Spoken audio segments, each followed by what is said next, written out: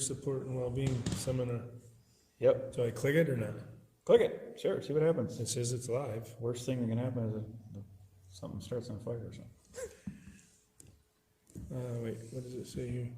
Set reminder, no? Mine just comes up with the regular videos, I don't know how to do it. Yeah, I got this. Oh, because I'm subscribed probably. You got it? You should see us. If you do the home, it doesn't. Oh, come up with okay, video. you gotta go to home, The link you gave me, I get is. video. and then you can. Somebody, Start all right, Tony? you guys tell me if you see me Go to on. home again. I got the flag. Yep. Subscribed? Nope. You got it? Okay. Oh, okay, you gotta go to home. Somebody, I feel like I've. It must be working, I hear the sound. I got the flag. Yes. Have I been here before? There you are, Rick. yeah. Okay, it's good. All right, good, we're all, you're live, so you can send that link out if you want to. 3 people are watching. have it? 1, 2, 3. Yeah. Microphone's working.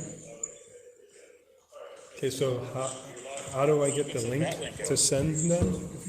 If I go,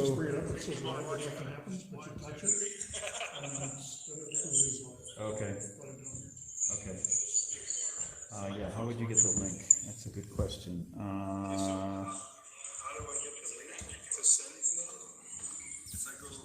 So if I was on a desktop, let me try to find it. Does anybody have a laptop that they're not well, using?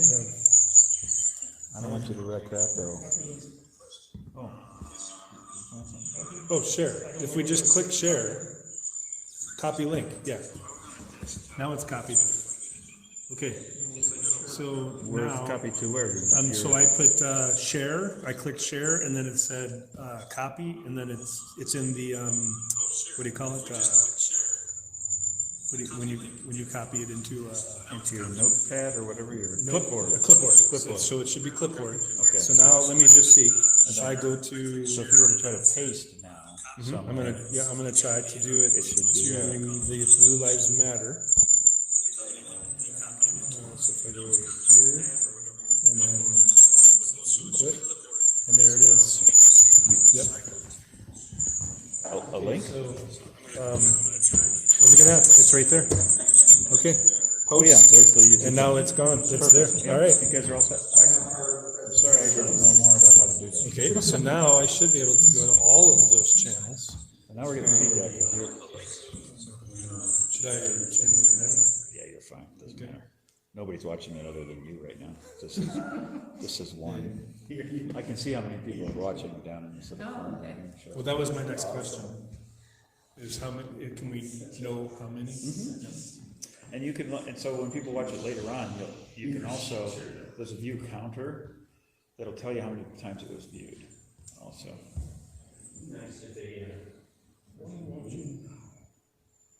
I'm gonna put it in everything. Just and if people don't, they can yell at me. And don't worry, they will. Okay, and then let's see what's the newest one.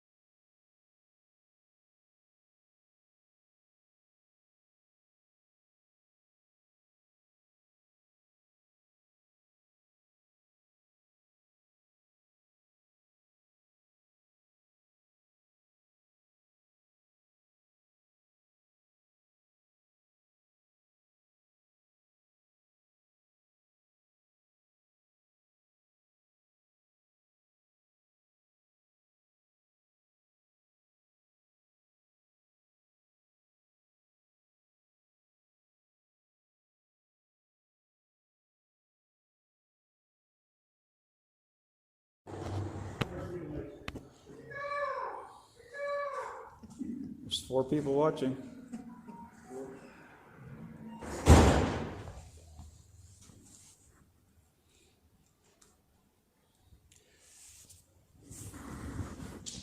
So are you going to introduce Randy? Yeah. Good. Yeah. Keep in mind that camera's live right now.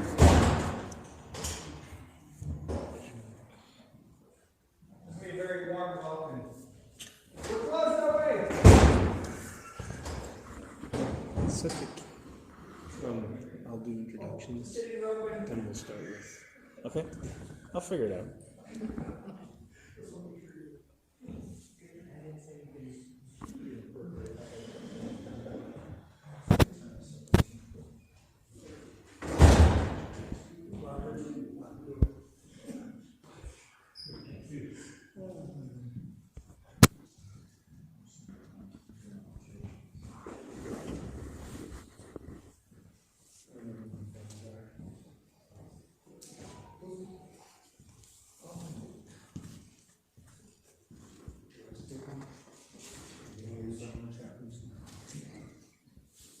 They just came for the whistle.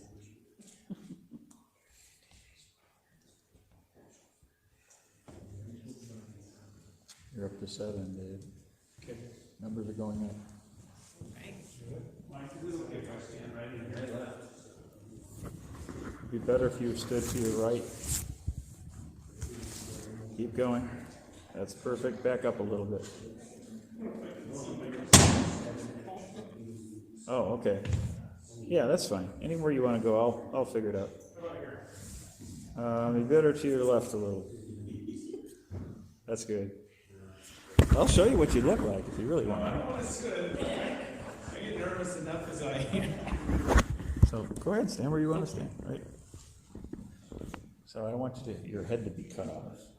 So Oh my gosh, that's a good feed. let me, That is a good feed. I can move it. If Dave, no one knows where to hold this, I can stand anywhere. I'm gonna let Dave just hold this. Yep.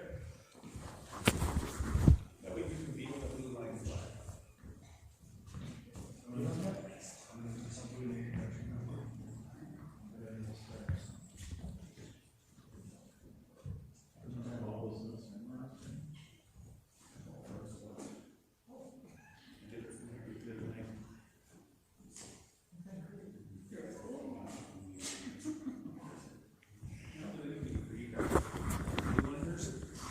Yeah.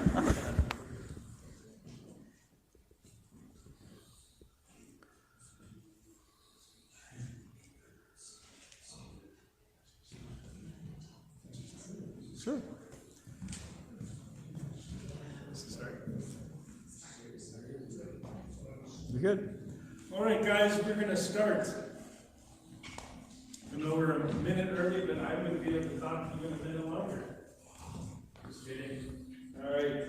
Well, Chaplain Dave Stewart, with Denver PD District 6 and traffic op, and also accident investigator. So I'm very, very thankful to be here, to be able to put this seminar together to help you and help us.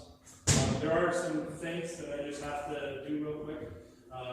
So first off, I want to thank our presenters for coming to sunny Colorado, as well as Sergeant Ford. So he's over here somewhere. There he is. Thanks to Randy Miller, who is the landlord of this wonderful facility at Wellstone's Crossing. Thank you so much for opening your doors to us so that we can do this.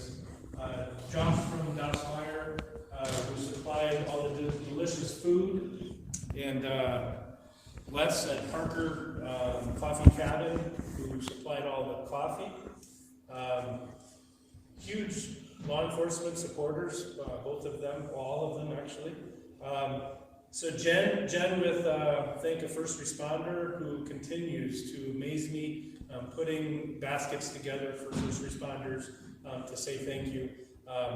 So all those baskets back there are for you guys.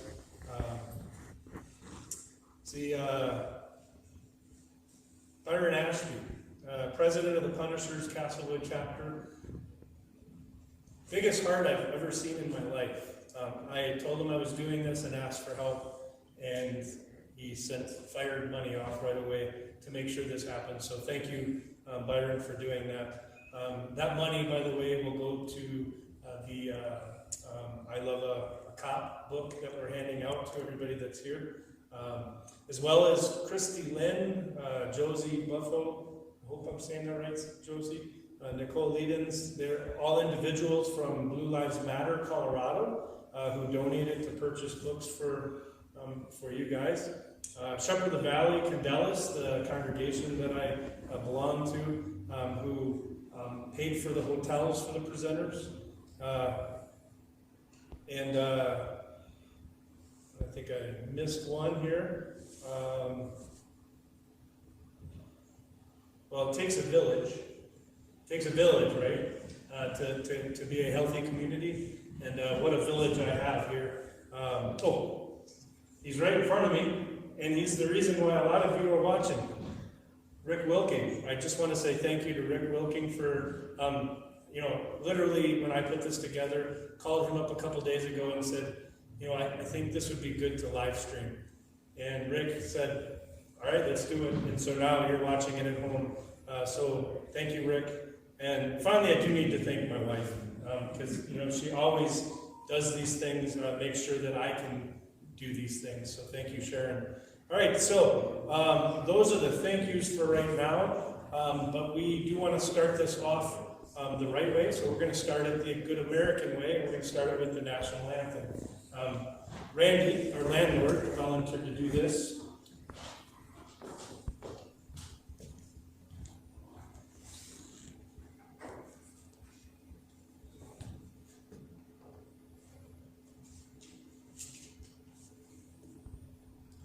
Okay, in honor of the first responders, I'd like to really tear this up.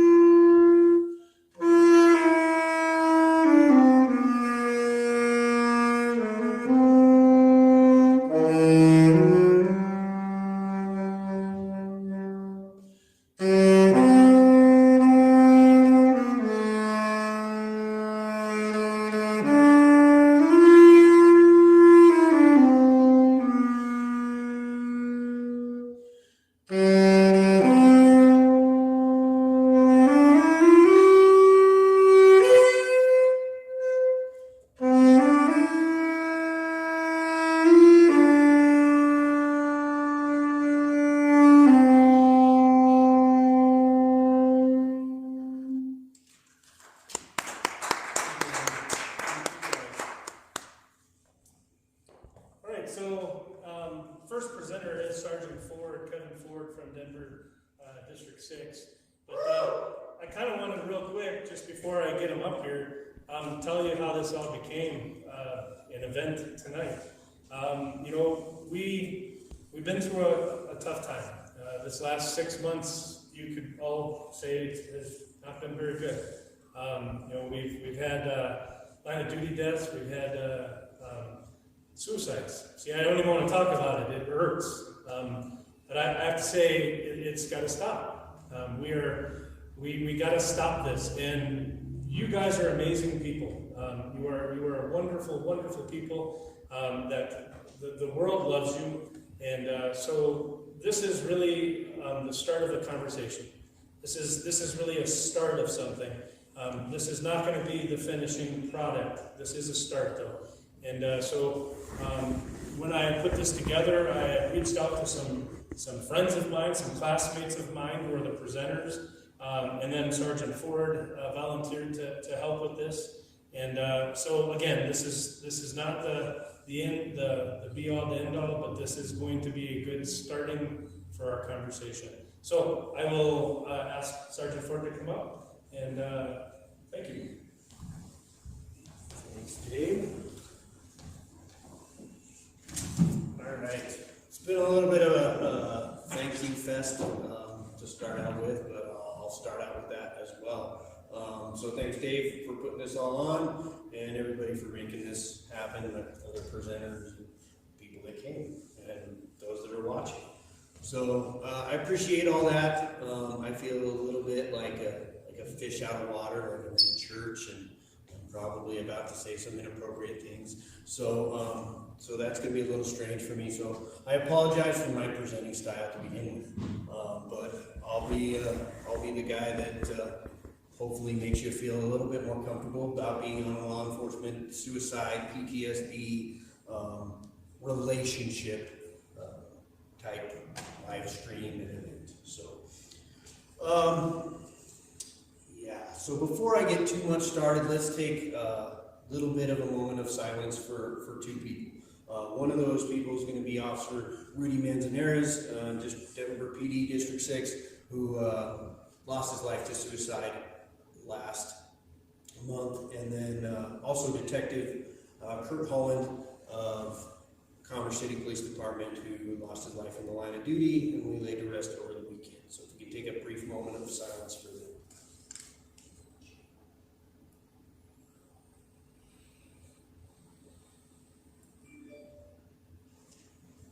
All right, thank you.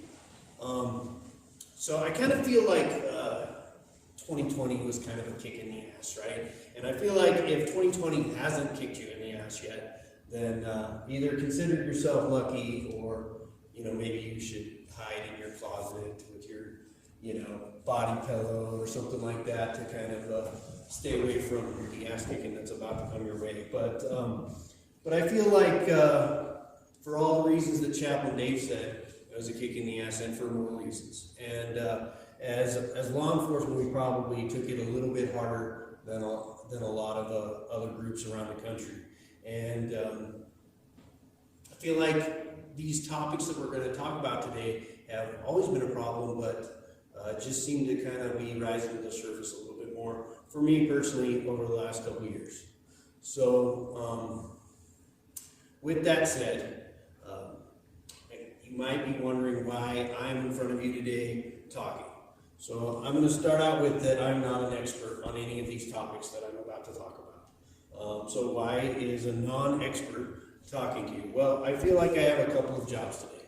One, I probably already messed up in the fact that I was supposed to make you feel a little bit more comfortable about being at this event with my terrible humor and things like that. So that was job number one. Job number two is to kind of introduce some of these topics for you today, so that the other fellow presenters can come up and with their professional presentations and PowerPoints and all those things kind of knock it home for you, and they're not reading off a tiny piece of paper. Job number three, that's to give you a law enforcement perspective on these topics. And if I didn't already say it, we're talking about officer suicide, PTSD, moral injury, as you can see, and law enforcement relationships. So, and then job number four, really, hopefully I accomplished this. This is my main mission, to just give you a couple of things that maybe they're not like revolutionary, solutions or anything like that, but just a couple of things that have worked for me over the years in these areas. So those are kind of my jobs today. So how I'm going to kind of do that is I'll give you it from my perspective. I'll tell you that my story is not really remarkable. It's not any different than probably a lot of your stories out there. And that's kind of the point of it, really, in my opinion, is that if I'm giving you the law enforcement perspective and I give you my story, my hope is that my story is similar to some of your stories out there and that you can take something from it. So this is done intentionally. Okay. So I'm going to start with my favorite part of the presentation, which is talking about me. Let's talk about my family a little bit. All right, I come from a family of 7 kids. So Thanksgivings were a little bit ridiculous. I never had a need for any friends because I had plenty of siblings. But I had 5 sisters, which was a little bit ridiculous in itself. But I'll tell you about my 5 sisters. So I got 1 sister that's a nurse, 2 that are teachers, 1 that's a stay-at-home mom, and 1 that this is the last time I'll mention her because she's a lawyer, unfortunately. So then I have 1 brother, and my brother's a fireman. So please don't hold that against me. I kind of brushed by my parents, which are kind of important. My dad was a fireman for 32 years. A little bit of a theme throughout my family, but trust me, I learned from their mistakes.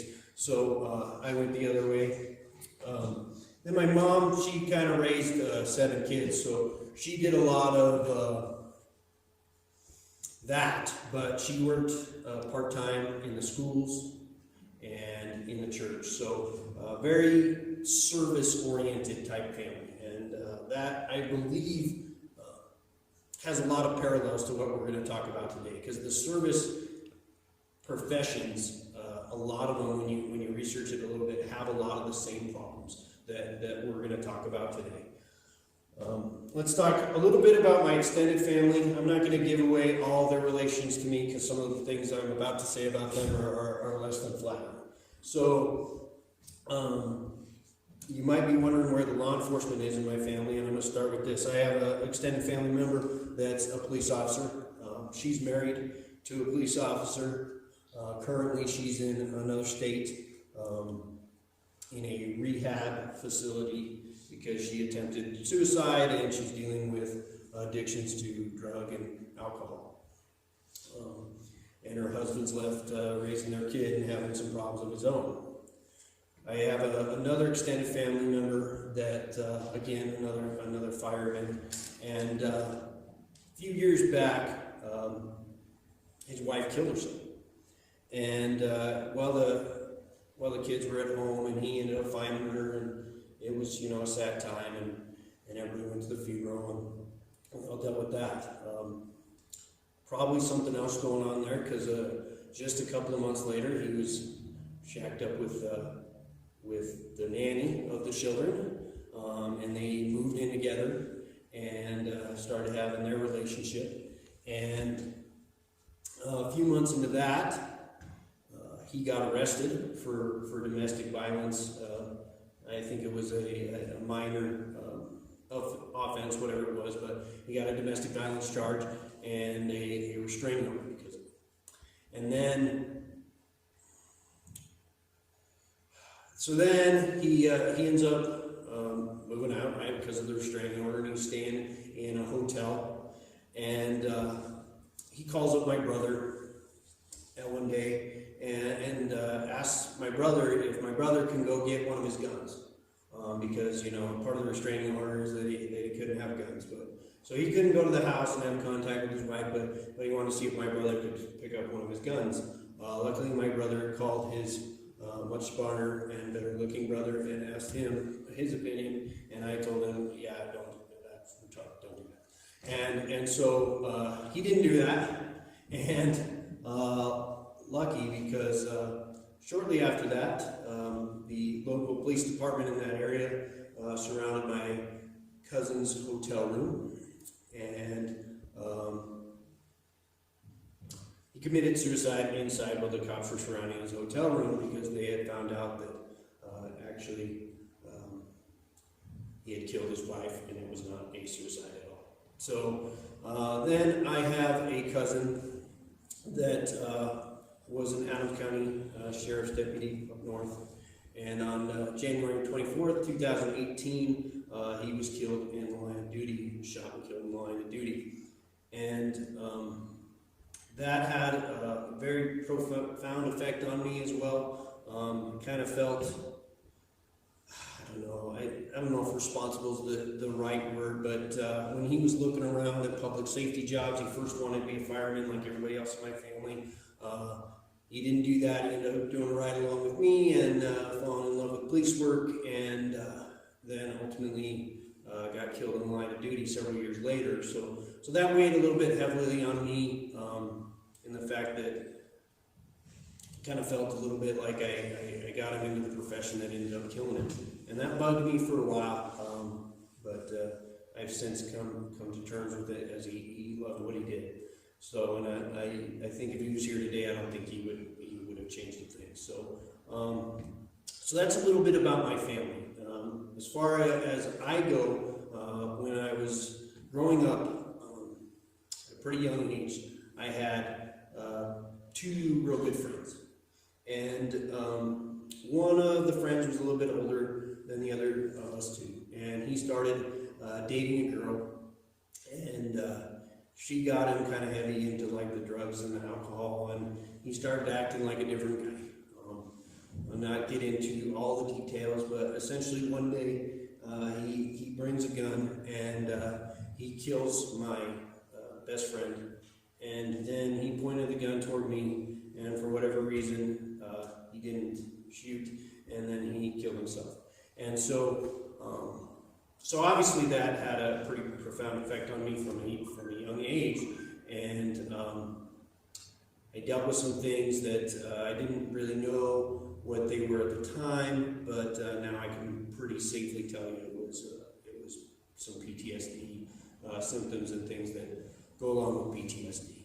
So again, it's not some sort of story that stands out from probably a lot of you. All of us have tragedies in our lives and things that we've dealt with, but I wanted to show a little bit of the fact that the service industry that my family represents, and some things that I've gone through.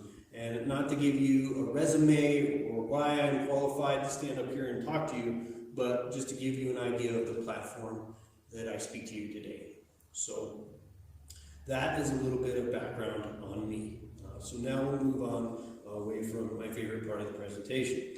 So I'm going to talk specifically today about PTSD from a very layman's, just Kevin perspective, okay? And I'm going to talk about a little bit about suicide from the same perspective, and a little bit about relationships and the issues that we kind of have as cops from that. Okay, so that's what I'm going to cover today. I'll start with PTSD. Okay. Oh, move over here. This one gets you more light. Okay, I'm sorry, I'm out of the picture, so I'll just stand here. I do little awkward movements, I apologize, but PTSD, all right, so let's give you, I guess, Kevin's thoughts on PTSD, all right? This is very unscientific, so brace yourself, all right?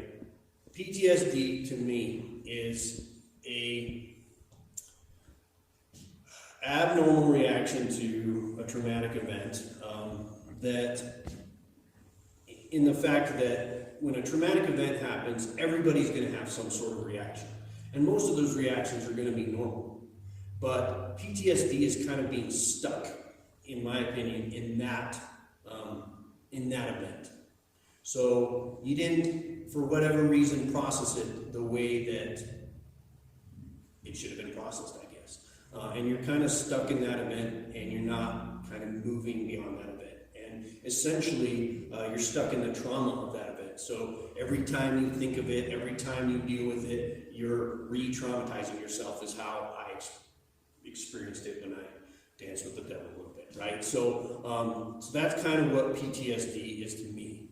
And if it, from what I've kind of read about it, if it lasts longer than a normal period of maybe 6 months or something like that, whatever would take you to get over this traumatic event, that's when kind of PTSD is kind of setting in, and you get away from kind of the normal reactions, and now you're kind of having the post-traumatic stress disorder reactions. Now, that's again far from scientific, but that's my kind of view on it. There's also, from what I understand, a couple of different types of PTSD. There's your, I think they call it acute, but basically your PTSD from one large event. And then you have like a cumulative PTSD response, which comes from multiple exposures to trauma over a prolonged period of time. And that's usually what we see, I think, a lot in law enforcement, because that kind of sounds like the definition of our job. But that's kind of a little bit about PTSD. And so here's a couple of things that I'll give you just from my experience that maybe we can help deal with some of this stuff. I think you really, first of all, need to think about preventing PTSD. And one of the things that comes to mind, like I recently, I read a book on law enforcement shootings and officer-involved shootings, things like that, and there was like 75 shootings that this author covered, and he interviewed the police officers and all this stuff, and I was taken back. I've been in a shooting myself, and I was taken a little bit back by the amount of officers that talked about the trauma of this event and how upset they were, and like it was close to 50% of them left the job and had all sorts of essentially PTSD reactions to their shootings. And I'm not knocking those guys or anything like that. I think that the more I read that, and the more I talk to police officers, and the more I think about it, I think sometimes we take the stance that PTSD is inevitable. That we're all going to get PTSD because we all go on bad calls, and some of us get in shootings, and we see death all the time, and all that sort of stuff. And I think we need to get away from that mindset. When you look statistically at law enforcement, yes, our rates of PTSD are very high, but that's compared to the normal population and things like that. It's still an overall low percentage for the amount of police officers that have PTSD, that report to have PTSD. So it is not an inevitable thing, in my opinion, that's going to happen to you. And when I look at some of my PTSD problems and reactions that I think I had, I think it was more from the fact that I didn't deal with that correctly. This may sound familiar to some of you. I didn't talk about it. I thought about it a lot in private when I was by myself. I thought about it a lot, but all I could think about was the event itself and the trauma from that event, and I was basically stuck in this moment, and I was processing, okay? And years went by, and lots of bad reactions and things like that happened over those years, but eventually I talked about it. I still don't talk about it a lot, and I probably should.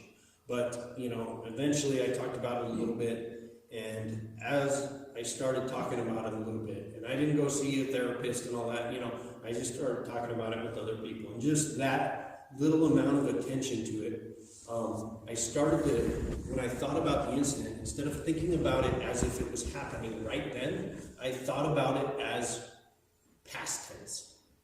And then, as I thought about it as past tense, then I started to move on and think about, okay, well, I lived through that, and unfortunately those other guys didn't. And so what am I going to do with my life and my time to essentially honor them or, move on from that incident? And when I started thinking that way, that sounds a little bit like processing to me, right? I thought about the event as in the past, and I thought about what I was going to do in the future, and all of a sudden things got quite a bit better for me.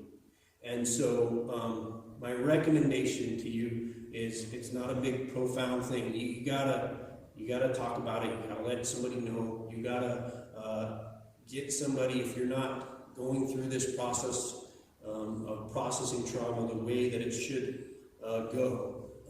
And you'll know that by your reactions and being stuck in that event or those series of events for a long period of time, once you start recognizing that, you need to talk to somebody, you need to have somebody help you move through that process and get it going in the right direction. So I know that was very, very untechnical, but that's Kevin's talk on PTSD. All right, so move on to suicide. So obviously, suicide is something we deal with, unfortunately, quite a bit in law enforcement. I looked up some statistics on it, but you know, being me, I forgot my statistics. So it's really high. I can tell you that. When we compare it to the general population, we're pretty high in suicides. And when I talked about PTSD, and when we'll talk here in a minute about relationships, you can see some of the reasons why. And for a long time on this job, I couldn't understand why somebody would want to kill themselves. Like, it didn't ring, I don't know, it just didn't make sense to me. And I think when you talk to people, a lot of people, it just doesn't make sense. And I don't think we're going to make full sense of it unless we're in those situations or in those people's shoes. But one thing that helped me understand it a little bit, I took a training course on suicide at one point, and great officer in the Denver Police Department, in my opinion, one of the best. Officer Danny Byth was our wellness coordinator at that time, and he was doing this training on law enforcement suicide, and I still can't tell you today why I went to that course. That is not normally a course I would sign up for, but I did. And I went to this course, and you know, I was actually fully expecting to not get anything out of it. But two things happened in this course that kind of struck me. Number one, there's a detective. He made a video, so I'm going to give his name. Hopefully he doesn't mind, but he's a retired detective, and his name is Jody Sprague. And he was on the Denver Police Department for a long time, and he, at one point, tried to kill himself. And he overdosed on pills, and he tried to kill himself. And unfortunately for me, that was about the second call that I went on out of TO, was another police officer attempting suicide. And I didn't know him at the time. Somebody had to tell me who he was. So, you know, it had an effect, but maybe not as much of an effect as it should have had. And then I'm in this class, and I see this video of Detective Sprague talking about his entire journey through battling suicide and all that stuff, and his suicide attempt and why. And so that struck me a lot, as I had been on that call and seen him in a medical emergency, and luckily he was able to live and pull through it. And it was essentially, the reasons he gives is it was all stemmed from actually one of his shootings and not dealing with that properly. So I'm sure he was having some PTSD responses from that, and it seems like, based on his video, and that was ultimately one of the reasons why he tried to commit suicide. So that was number one that struck me as important in this class. Number two is Danny Byth had us do this exercise, which I found pretty enlightening. He said, write down the 5 things that are most important to you in your life.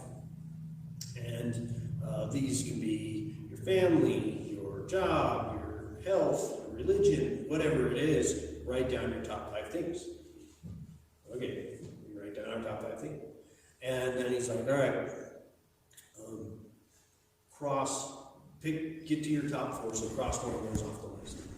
Right, so we get to our top 4, and we cross one off the list. So, all right, now get to your top 3, so cross one off the list. Let me cross another off the list. And he's like, so now pick your number 1 most important thing in your life on that list. Okay? Now cross that off. Well, he goes, well, now is suicide an option? And, you know, to me, that kind of had an effect on me, in the fact that, you know, you're losing these important things in your life, or perceived that you lost these important things in your life. And as they go away, suicide becomes more of an option. So, you know, those are some of the things that I think about when I think about suicide. So, kind of, to me, one of the things that I hear, we've all been on, as far as law enforcement officers, we've all been on a bunch of suicide calls, right? And one of the things you hear from the family members, you hear from the coworkers is, you know, if only he or she would have told me, if only they would have talked to me, you know, we could have done something about this, and, you know, why did they have to do this and all that sort of stuff. And, you know, we usually blow it off as, you know, grief or whatever, but there is a little bit, maybe, of truth to that, is that, you know, I can't draw a lot of parallels between the suicides I've been on, and to be honest, I don't know a lot of it. We process the scene and usually leave, but when you're dealing with the family members and talking to the family members, one parallel I think I can draw between most of them is this, and the fact that, you know, if they only would have let somebody know, you know. And I think that's important, you know, just like I talked about with the PTSD. I know it's not some big revelation or anything, but we have to communicate. We have to talk to people. We have to reach out to those that we care about, and we have to let people know that whatever's going on, so we can get a little bit of help, right? It amazes me that in law enforcement we probably have more training than almost any other profession, maybe short of like psychologists or chaplains or something like that, but we have so much training in how to communicate with people. You know, you got your verbal judo, your CIT, your interview interrogation. We get hours and hours of training on how to talk to people, and we suck at talking to people. We suck at talking to each other, you know, and I'm not saying, maybe all of you suck. If you're like me, you suck, okay? And so, you know, we suck at talking to people. We need to reach out and talk to people. Other things, like, to me, attitude makes a huge difference. You need to have as positive an attitude as you can, and you need to latch on to those things that are important, that got you into this profession in the first place, got you into this relationship in the first place, and you really need to hold on to those things. And control, you know, think about the things you can control, think about the things that you can't control, and really focus on those that you can control. And you gotta, I know it's tough, but you gotta forget about the things that you can't control. We can't control what people think about the police and defunding the police and riots and all the civil unrest and all that stuff, and we can't control it. All we can control is our response to that stuff. And so really, theme is running here, but also, you know, I think as cops, I hate to say it, I'm sorry for everybody out there that works more off duty than anybody else, but, you know, we need to work a little bit less. We need to make time for our families, and we need to make time for the other things in life that are important. We're at work constantly, and unfortunately our work a lot of times is pretty negative, and it can give us a negative disposition on this world, and it makes it a little bit tough to stay positive, and it can get us down in the dumps pretty quickly. So we need to work a little bit less. And then finally, my last thought on suicide is that all of you signed up for a selfless profession. You did this to protect and serve is our motto, right? And those whom you should most aggressively protect and serve are the people that you love. And that should include you. And it's not fair to, I hate to put it this way, but it's not fair to your family, it's not fair to the people that love you, to not only should we, not only should we concentrate on getting home at the end of the shift and being safe, we should also concentrate on when we get home, being present and being not an asshole, and, you know, all of those things that, you know, not depressed, not, you know, all of those things. So we need to take care of ourselves. And this is a issue that we've ignored for far too long.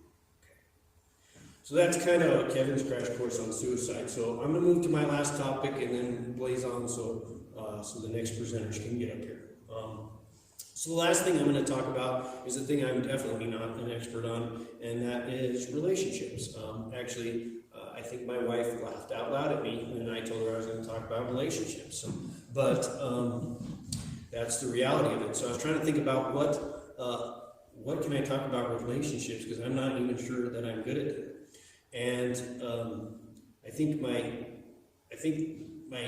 only qualification for really talking about relationship is I'm in a room full of cops and I'm on my first marriage, really. And so that's really my best qualification. But I started thinking about relationships, and I thought of two things. And first, I'm going to share with you a story that I think could have gone really bad and turned into a big problem for my relationship.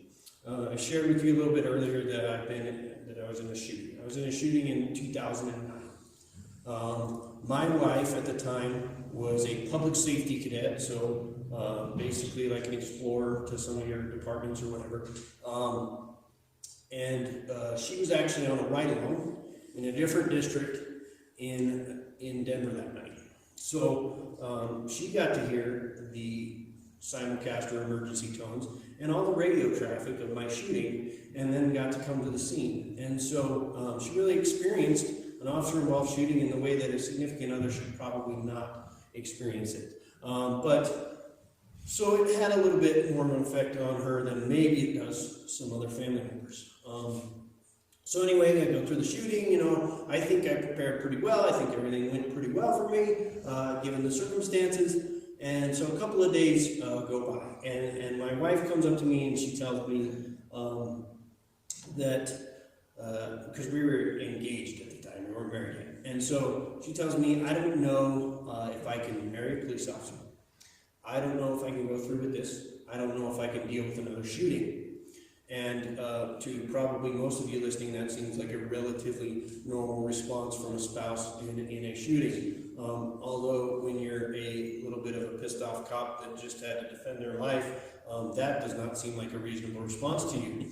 And so I responded in kind with, that's bullshit. I'm the one that had to shoot somebody. I'm the one that had to defend my life. I'm the one that had to go out there and deal with this. I'm the one that might have to get in another shooting. You don't have to do shit. You just have to sit here, right? And that was a terrible response to that, but that was my response, okay? And to my wife's credit, she took that berating and kind of moved on a little bit. And then about a month or two goes by. It doesn't really come up all that often at the dinner table when you're talking about your wife's response to your shooting. So it didn't come up. We didn't have a big conflict for a couple of months.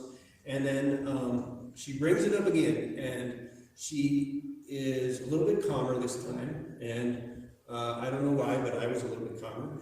And she gives me her thoughts on it, and expresses her feelings.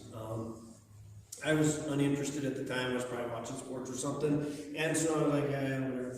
And she moved on. She was over it, and we got married and all that stuff. And she thought I was over it. I was actually not over it until January of 2018.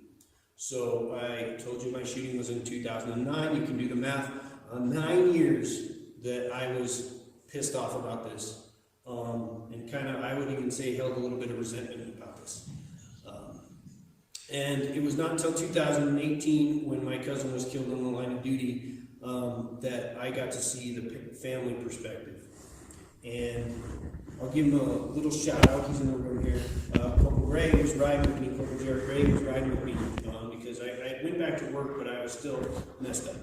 And I didn't trust myself in making the critical decisions that I might have to make. And so luckily I have an excellent corporal, and he is fully capable of making those decisions. So he got to ride with me for a week, which was probably not fun at all. But we were chatting about my cousin getting killed, so really uplifting topics, right? And we were talking about it from a family perspective, and I was talking about how it basically knocked our family on their ass, right? And how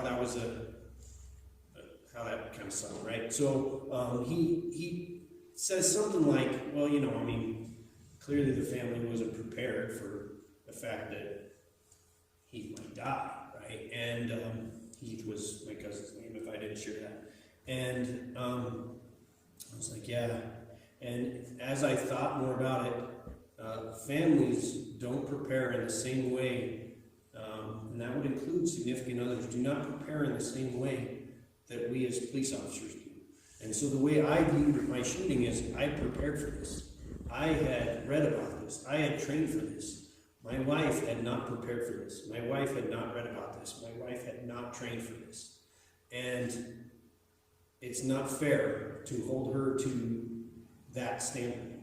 And so, you know, I actually went home that night, and 9 years later, and told her this, and basically, you know, said, sorry for 9 years of being an asshole, okay? So, but had that come up in any argument, because you know how you have arguments, and you try and find that little thing that, you know, happened 6 years ago that you're still pissed off about, and you bring it up in the argument. Had that come up in any of our arguments, I'll be honest with you, I have no idea what would have happened, but I probably wouldn't be able to claim that I was on marriage number 1 like I just claimed a little bit ago. All right, so that's the story I have to share with you. And then I got my last note on relationships, okay? So again, I said I'm not an expert. So I was trying to think about things that I am good at, since I am not very good at relationships.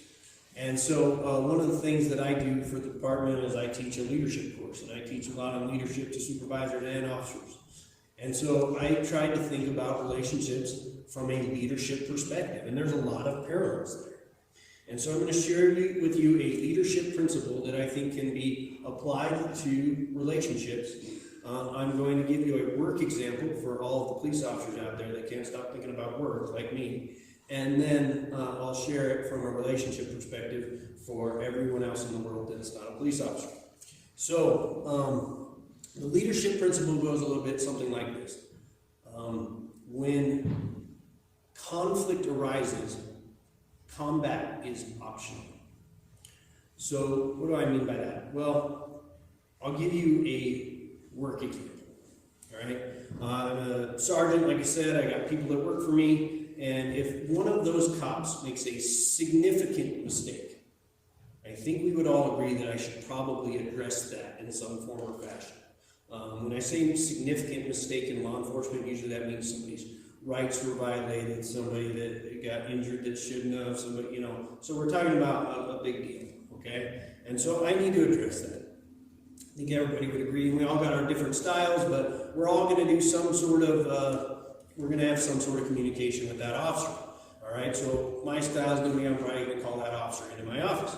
So I call that officer into my office. There's already a conflict because I'm probably a little bit pissed off that this giant mistake has occurred. And this officer's probably maybe a little bit pissed off, but definitely on the defensive when I call him into their office. So if I call them in and I immediately start screaming at them, the conflict was there, and now I just created a combat situation. Right? So now that officer is going to have to defend themselves. They're probably going to scream back at me. The message I'm trying to get across is probably not going to get through. And they're not going to get my meaning or my thoughts behind it. And probably our relationship as a supervisor and an officer is going to degrade because of this situation. All right? Now here's the relationship example. It's pretty much exactly the same thing. When you have a significant relationship issue, you probably should deal with that. As somebody that's in a relationship. And so you go to in my case, my wife or your significant other, and you go to talk about this issue, okay? There's already a conflict there, right? As soon as you talk about it, they may be on the defensive, okay?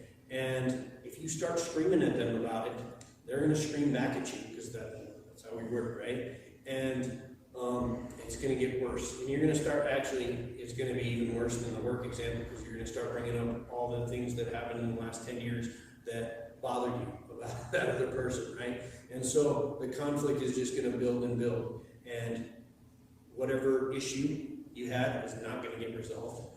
Your thoughts and meaning behind it are not going to get heard. And your relationship is going to degrade. And so I think this principle applies. When conflict arises, combat is optional. So how do you deal with it? Well, how about I bring that officer in and I ask a question. This is how I do. Tell me what happened. And usually what I find from that officer is that what I think happened didn't go down the way I thought it went down. A lot of the facts that I thought I had were wrong. And I get more of their perspective. And I might even have been dead wrong about what happened. But even if I was right, by the time they're done explaining, just by having that conversation, that calm conversation, I'm calmer. And now we can talk and they can get my meaning behind it. We can resolve that issue and our relationship will improve because of that conversation. And the exact same thing can happen in a relationship where you go to your significant other or whoever it is and, hey, what do you think about this? What happened? What's your thoughts? And when they start explaining, you might see their side a little bit more. You're definitely going to be calmer. You can work together towards a solution and your relationship will improve. So hopefully you guys got something out of this, but that's just COP's perspective on a couple of issues that we're facing. So I appreciate your time. Thank you.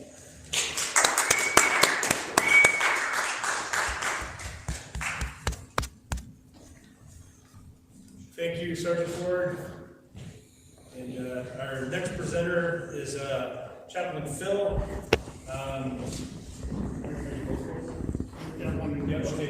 So it is Chaplain Phil and Chaplain Diane. So both of these individuals are classmates of mine when I went into the chaplaincy program, and they're here to talk about PTSD. A moral injury and around PTSD. So I'll let you go ahead and fill in and everything. So I'm kind of doing this with a fashion of I present and I invite Diane to jump in anytime and every time she'd like, because she has a lot of really good officer perspectives to add, and I want to let her do that anytime she has an opportunity to do it. I'm going to ask you to back up a little bit. Yeah, I just need to get more light. You're perfect right there. Yes, thank you. So I'm really happy to be with you. Those were excellent words you just heard. I hope everyone who heard them took them to heart. I'm going to be trying to bring you three different things. I just gave you this one slide to say here's where I want to go. I want to talk about moral injury for a little bit. I'm thinking that might be brand new to you. There are some, I know, police officers who know all about that term. There are other ones who are calling up and saying, what does that mean? What's that about? I'm not sure I understand what that is. And I want you to go home tonight understanding clearly what that is. And then I want to talk to PTSD. I originally did this in 3 pieces, and so it's kind of part 1 and part 2 of PTSD. But we'll look at what it is, get rid of that household idea about I stubbed my toe yesterday, I might have PTSD. That's not what PTSD is. And then we'll get into what it really is and how it affects our lives. And I'm going to offer some ways that your chaplain may be able to be helpful to you. I'm not your chaplain, so I won't be here with you when you want to be counseled later on this, but there's some excellent things he can do for you, and I hope that will help you do that. And not on this slide is the fact that I think one of the best things we can offer you is a support group that will go on to help you into the future, that can bring you healing and help and strength. And I offer that for a group of officers in my area, but I'm doing it also with Zoom. Anybody could come in, anybody would be welcome. You could ask us to be able to join in a little Zoom group and talk. And the key is, when you come to this little Zoom support group, everybody there is an officer except for me. Everybody else is an officer who gets it, who understands, who's not vindictive, who's not accusing, who's not saying, no, you stupid person, but no, I'm there too. I've lived it with you. I understand what you're going through, and I'm here to help you deal with these kinds of things. That's what a support group is about. So I highly, highly want to recommend to you the concept of a support group into your future. And I know Chaplain Stewart is interested in doing that, and he'll actually be joining me in connecting in that and learning more about it as we go ahead.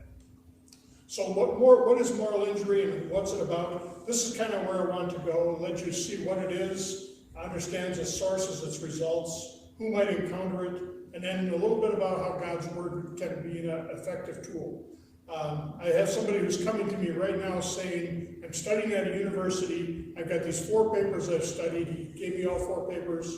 Every one of these papers has somebody in a medical area who's saying spirituality is a blessing to our work. And he's saying, how can we connect and learn more about this? So whether or not you're the same religion I am, finally I'm going to tell you that spirituality can help you. And I believe the God I know can be a special helpful to you. So we're going to at least allow you to know about that as we move ahead. So what is moral injury? When an officer comes off of a scene saying that was really, I'm going to put in the word messed up. You might use a different word right there, but it's really messed up what I saw today. What you're really saying is nobody should have seen what I saw, smelled what I smelled, endured what I endured, felt what I felt, whatever emotions and feelings you're talking about, that was bad. And I want to take that a step farther and let you understand that when I'm talking about this, I'm saying to you that there is a spiritual attack that has come against you in that situation.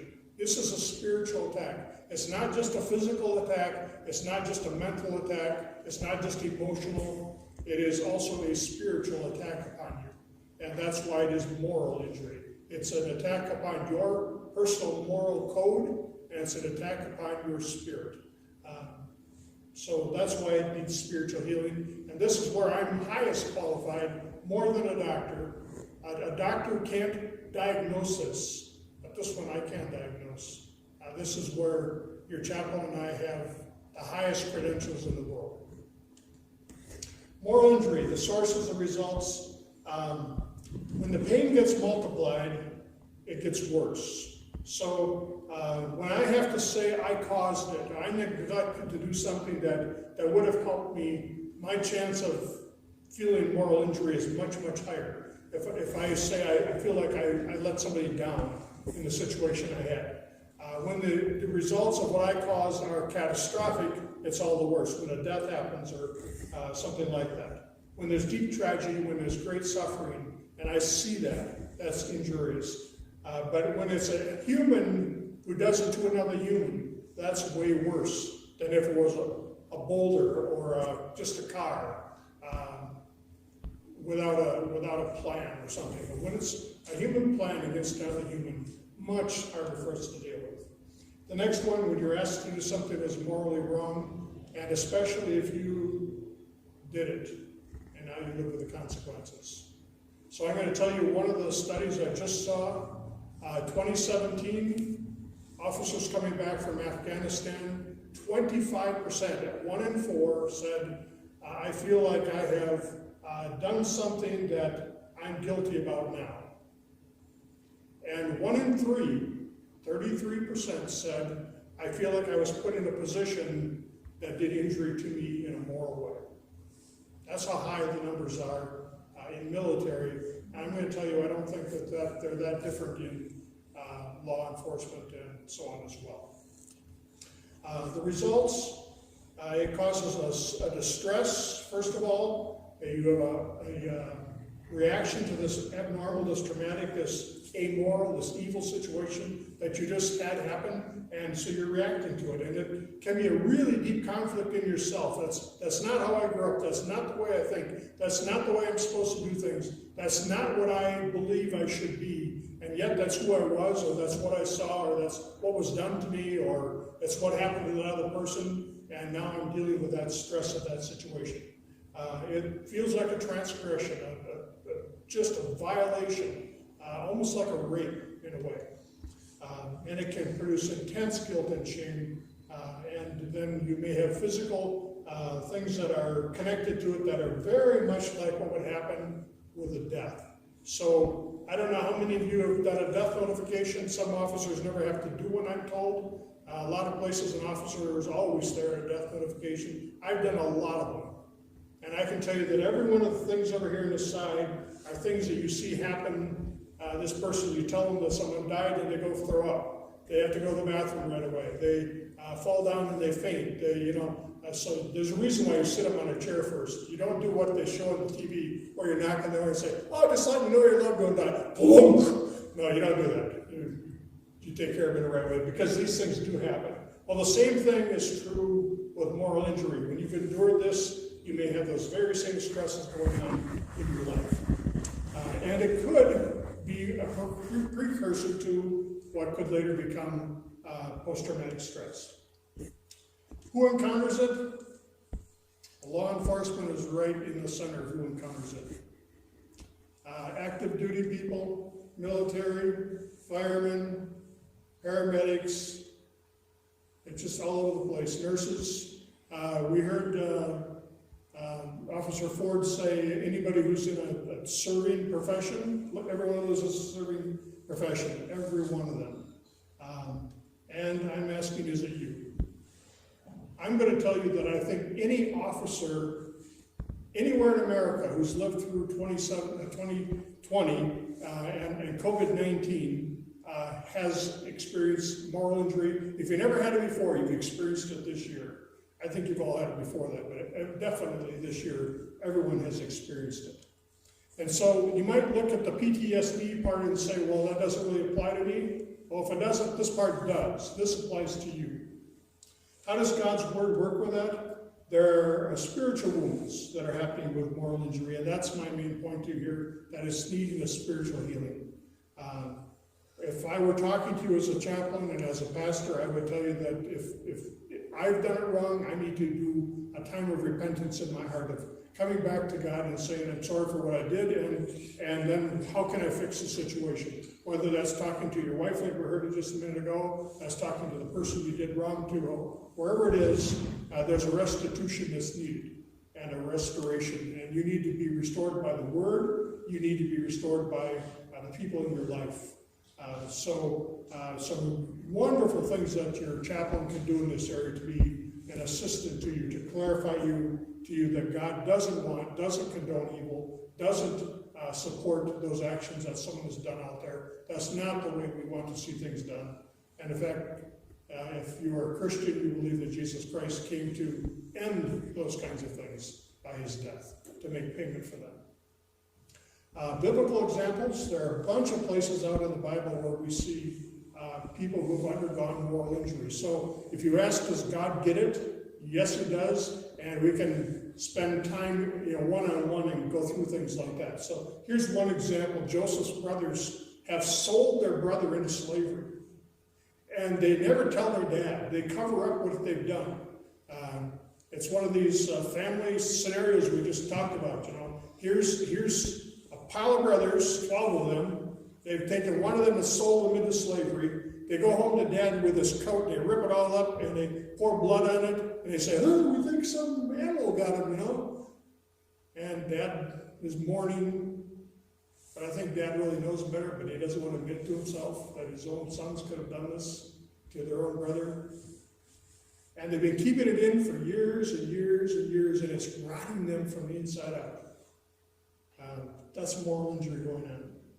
Judas, he gets done betraying Jesus, and he brings the money that he got for betraying back to the temple, throws it in the temple and says, I betrayed innocent blood. He is rotting from the inside out. And the shepherds of God's church that he confesses it to say, what's that to us? We don't care. They're a terrible chaplain to him. Just a terrible chaplain to him. Another example, Paul. Paul has struggled with what he's done. He's taken it to God.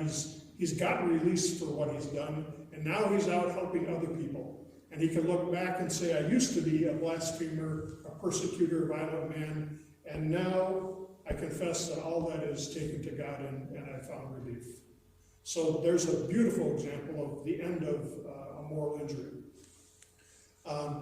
And Paul is saying, if God can forgive me, if he can forgive me for everything I did, then anybody in the world can be forgiven. That's Paul's message here. I'm the worst, I'm the very worst, and God forgave me. So guess what? He can forgive you too. That's where Paul's at. So really neat message there for anybody who's struggling with a moral injury situation. We have hope, we have forgiveness, we have peace to offer for that situation. little more about comfort. I'm going to jump that one and simply say this. I'll say this about this group. Instead of spending a lot of time on it now, this is where if you come to your chaplain, if your chaplain asks me anything at all, in fact, I'm going to be leaving this with him. These are pieces that he can do with you as he's working with you, and he might say, I already know all that stuff, that's okay, well, I've got it nicely outlined. These are areas where we would reach to help you with growing in what can I do to feel better about a situation that we're really struggling with. Serve one another in love is something the Bible asks over and over again, and that's what we're here to do for you. We want to serve you in love. We recognize your service to the world. We recognize your service to us. We recognize the pain you've been struggling with, and we want to be there to be a support team to you. That's who we are. That's what we're about. So what's your pain? We want to listen. We want to understand. We want to get it. And that support group I talked about are all people who already have been there, already get it, and would want you to know. So they want to be there for you to help you. Those are my main things on this area. Would you like to be able to speak to the moral injury section? So what I've done with Pastor Phil before is just shared a little bit of my story so that you can apply it to what he just taught. And what I'll say about the moral injury, what presented in me was, I was a police officer for 24 years, and I worked for 14 of those years. I investigated crimes, domestic violence, and sexual assaults to children and women. And it was extremely taxing. I mean, there were days that I would get 11 investigations in one day. So I always felt this enormous weight to work as fast and furiously as I could to protect these kids and these women. I was in a 20-year marriage that was extremely painful. We fought the same way all the time. It involved alcohol and unresolved conflict and harsh words, and then the silent treatment for days, and that went on for years. So I just felt like I was slowly dying on the inside. My family meant everything to me, so I worked as hard as I could to keep it together. I had twin sons. They're now 32, and we adopted a foster child when she was 4 years old. My sons were 12. She was cognitively delayed, so it was extremely stressful raising her as well. In the police department, when I finally hit the wall, we had a punitive chief of police. He aligned himself with the community and demoted a whole bunch of our senior supervisors punitively, because he was a patrol officer at one point, so he was doing some payback. And there was an officer-involved shooting. 2 white officers chased a black suspect into a basement of a church in the black neighborhood. And in the basement of this church was a daycare. And the suspect hid in the boiler room, and the officer that went in there with his gun drawn, the suspect grabbed the gun. The second white officer came in and shot the suspect. So there was a big uproar in the community, similar to what we're having this year with Black Lives Matter, and our chief aligned himself with the black community and the black pastors who were calling us racist, and so it was a very punitive time in our police department. I was going through a divorce then, and my daughter was, my children were in crisis. So I was, in a hostile environment at work. I was beat down. I was just, I just felt enormous shame and pain, and I felt like, I was the one that wanted to be a cop, and I was losing my identity as a police officer. I was losing my identity as a wife. My children were in crisis. I felt like I had done a horrible job, and I just kept breaking and breaking until I was getting migraines, skin and bones. I was also involved in an officer investigation what the specifics were, but the officer ended up getting fired. So I had to testify in front of an arbitrator for the city of Rockford where I worked, and the union, I had to testify against my own union, and I just felt like the department hung me out to dry, you know, putting me in that position. So I had all these stressors coming at me, and because of the length of time that I didn't ask for help, because I didn't want to give up any of these things, I really didn't know how I had gotten so badly broken, so I lost my voice. I didn't even know what happened to me. I just knew that I was no longer the same person I once was. My church life struggled. I was mad at God because my God wasn't near me. And my chaplain came to my rescue. And what he just said about the gospel messages, because I felt God had abandoned me, he was telling me just the opposite. No, God loves you. He's here for you. He promises that he'll never leave you or forsake you. I needed to hear those things on a daily basis. My chaplain went to doctor appointments with me. My daughter was acting out just in a terrible way, threatening my family. By that time, I was a single parent. I was the insurance provider for my children. My sons were 19, my daughter was 12, and she was threatening to kill us all on a daily basis, running away from school. So I had to leave work and go take care of one crisis after another with her.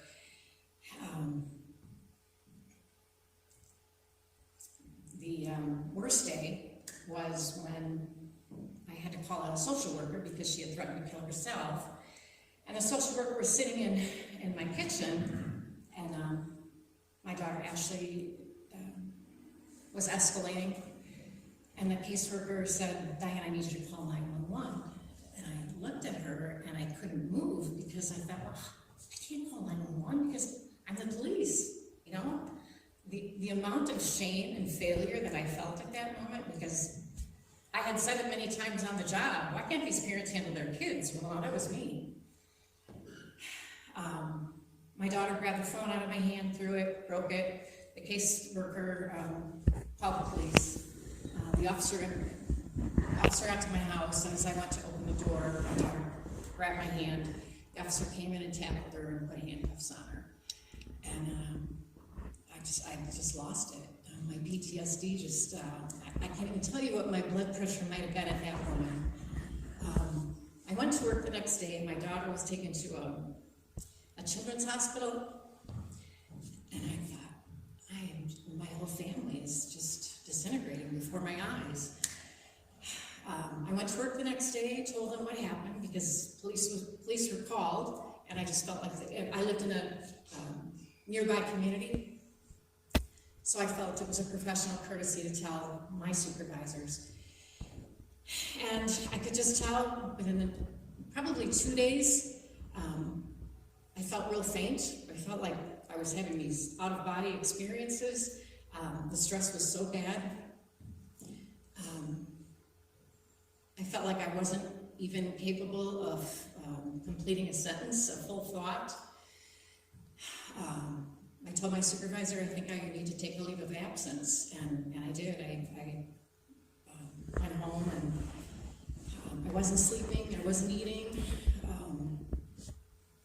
I couldn't even go to the bathroom. I finally just, I just was on the couch all the time with a hot pack on my chest, because it felt like an elephant was sitting on my chest with the anxiety being so badly. Within a week, my supervisor called me and said, "We need you to turn in your gun." I'm, what? Yeah, we think you need to turn in your gun. I thought, what are you doing to me? I'm the one that's asking for help. I'm telling you I'm sick. I'm getting help. Why are you taking my gun? Now my health is gone. My family's gone. Felt like I was in financial crisis. Now what am I going to do? I was really pushed over the edge. I was not suicidal, and I told him that. I wanted the pain to stop, of course, but I don't know how I would have gotten through those days, months, and it even lasted probably for 2 or 3 years, before I I took a 3-month leave of absence. Pastor Phil made many house visits, and again, like I said, he came to many doctor appointments with me for my daughter, because she was just she was just very difficult for me, just filled with anger. As an adopted child, she had had so much rejection in her life, and I just really wasn't capable of finding enough emotional support for all of us, let alone myself. I went to therapy, was on medication, and the divorce was extremely ugly, diabolical at times. So Pastor Phil would go to court with me at times, just as a support. I don't know how I would have gotten through those days. So God sent a chaplain to me, and my story gets better. But that's all I'll say for now.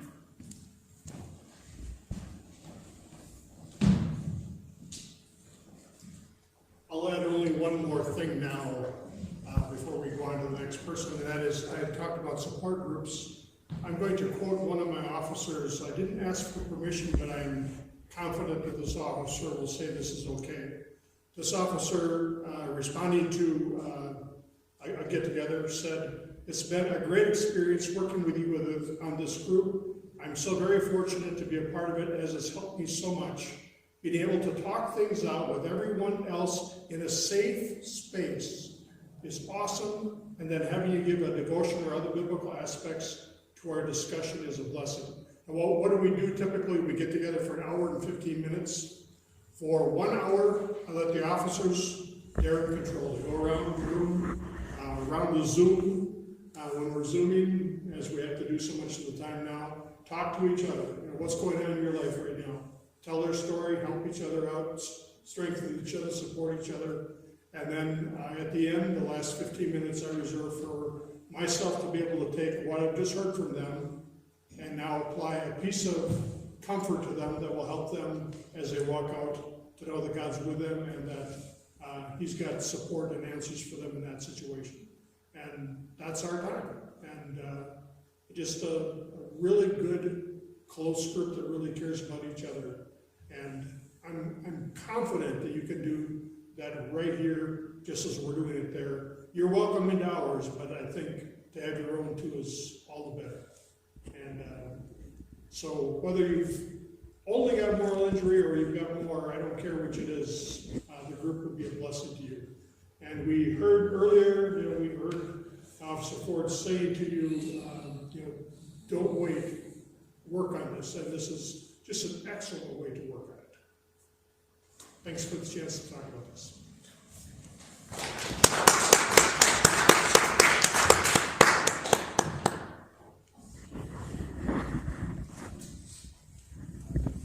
So we'll go ahead and take a 5-minute break. Bathrooms are down at the end of the hall there, coffee, and there's danishes, and then I can't tell you where to go in your living room. So be back in 5 minutes.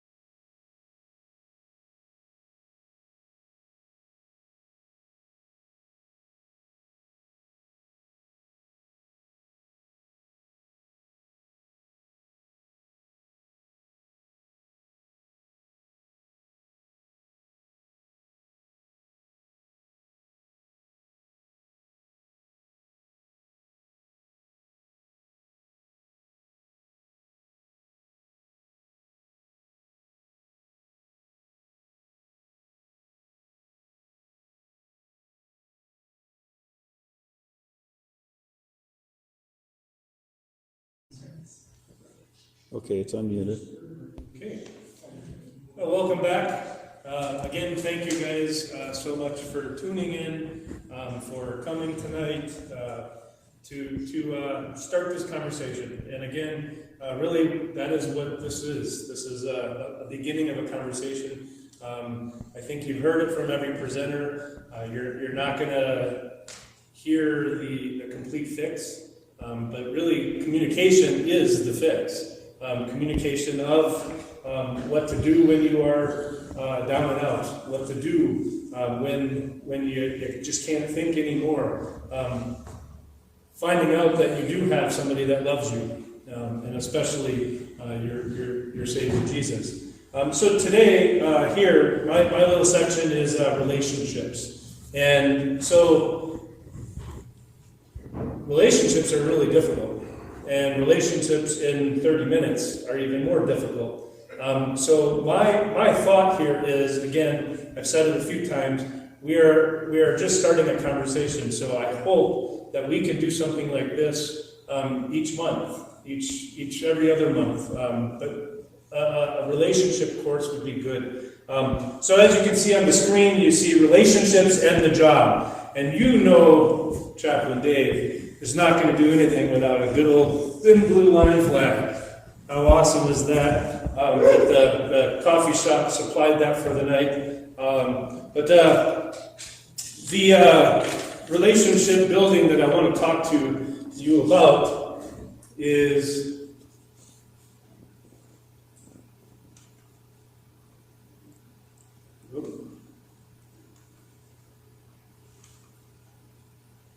don't tell me my slides are not going to work. Think of a quality that you're first appreciated about your loved one. I'll give you a second. Just think of that other half that you have. What's a good quality that you have in that person? Maybe it's a family member, maybe it is a spouse, girlfriend, uncle, aunt, doesn't matter. And then my next question is, what made you decide to become a police officer? And I am going to ask the question, so if somebody wants to jump out and say something, great. Anybody? I want to help people. Okay, want to help people? All right. Serve the community that I'm working with. Serve the community that you live in, that you work with. Yep. What about that quality of a loved one?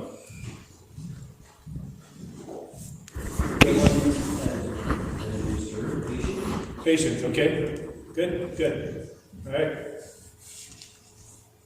Well, here you have a picture of my family taken on a little trip in California.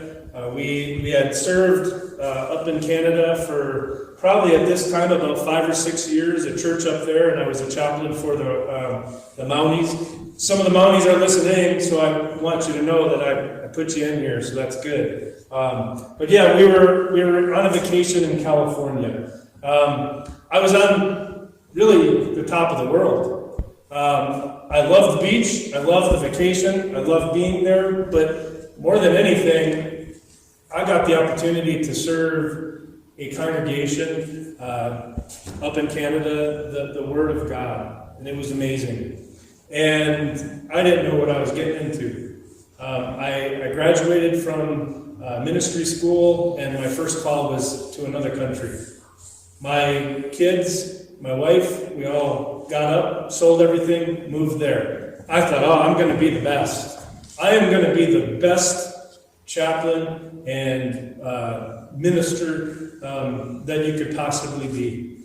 I became a chaplain for the Mounties. I took on all of this stuff because I wanted to make a difference. I wanted to change things. And so this is what I did. And then I found myself sinking badly because, you know what, I forgot the qualities that I first appreciated in my family. Because I left them in the dust. I abandoned them in a big way. I moved to Canada, yeah, they came with me. And yeah, I was a coach for my boys' football team. And yeah, I was still married to my wife. And we went to movies and things like that. But I was gone. I wasn't with them. You see, what happened was I loved that flag. And I loved serving people Jesus. I loved that thin blue line so much. This is what happened. So hopefully you can see this. There's a family of 5, but in this picture, 1, 2, 3, 4, and my dad. My dad's there too, by the way. He came for that vacation. So 6, but where's me? I left him. I abandoned him. Well, there's me. And I do have to give a little thank you to my bishop, Pastor Beauvais in Minnesota. I constantly do this to him. I've been out of the ministry school for years, and what do? I call him up this last week and I said, I can't get my computer to cut me out. So do that for me, because I do that all the time to him. When I was a student, I said, oh, I have this really good idea. I want to draw some shepherds and for Christmas for kids. But, I'm not an artist. Pastor Beauvais, draw that real quick. And he did. And he did this. So he cut me out. And I got to tell you, it was an eye-opener for me to see this picture, and I wasn't there. And I'm the one that asked him to do it. Oh, I just wrecked me, man. I was thinking, what did I do? Right? Why did I leave my family? I didn't communicate with my family. We asked. I said, "Yeah, hey, we're going to go to Canada. We're gonna go to Canada. We're gonna do ministry. And you guys are going to do it with me." Instead of really asking them, right? And I think we do the same thing in our law enforcement world, don't we? We train and we work so hard. We exercise. We do everything that we can to be the best cop we can. We do this so that we can come home. Yet, then we forget why we really want to come home. So, Sergeant Ford turned me on to this book, I Love a Cop. And he said, hey, you should look at this book. And I did, and I had it half read within a day. It's an amazing book, and everybody gets one. I don't really like Oprah, but I was going to take the books and throw them to everybody and say, you get a book, you get a book. But I won't throw them. But everybody does get a book. And again, I said thank you in the beginning. There were some amazing donations so that we can give these books, because this book is really exceptional. It is really awesome, and it's exactly what we've been talking about. We train, we do things to make sure that we're good cops, but we don't really think about our loved ones, and they just kind of joined us, didn't they? So that's what we're going to talk about. The police officer's paradox. This is actually a very interesting thought in this book.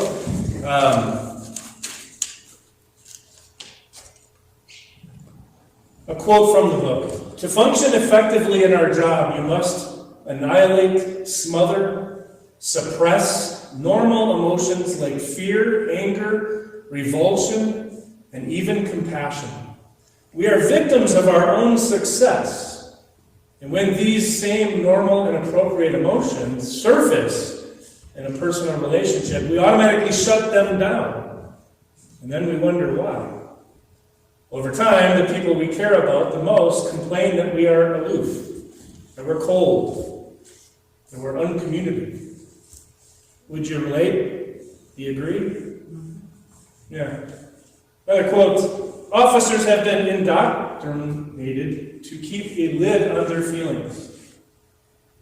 They are warned repeatedly that losing control can jeopardize their safety and their career because they have stifled so much emotion.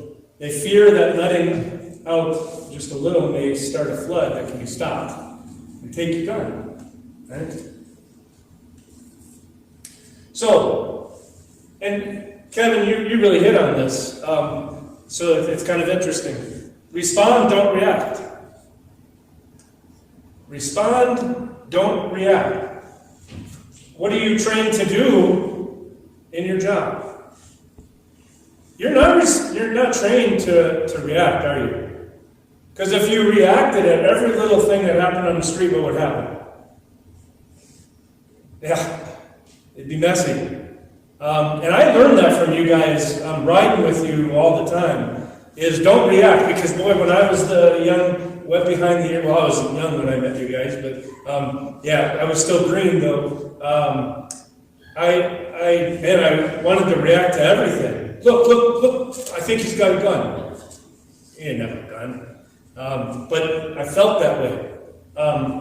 You guys are taught to respond, right? Respond, don't react. The reactions tend to be emotional, immediate, intense, and as well, they can be fueled by fear or anger. It's way better than to respond, isn't it? So, 4 destructive behaviors to be avoided. Criticism.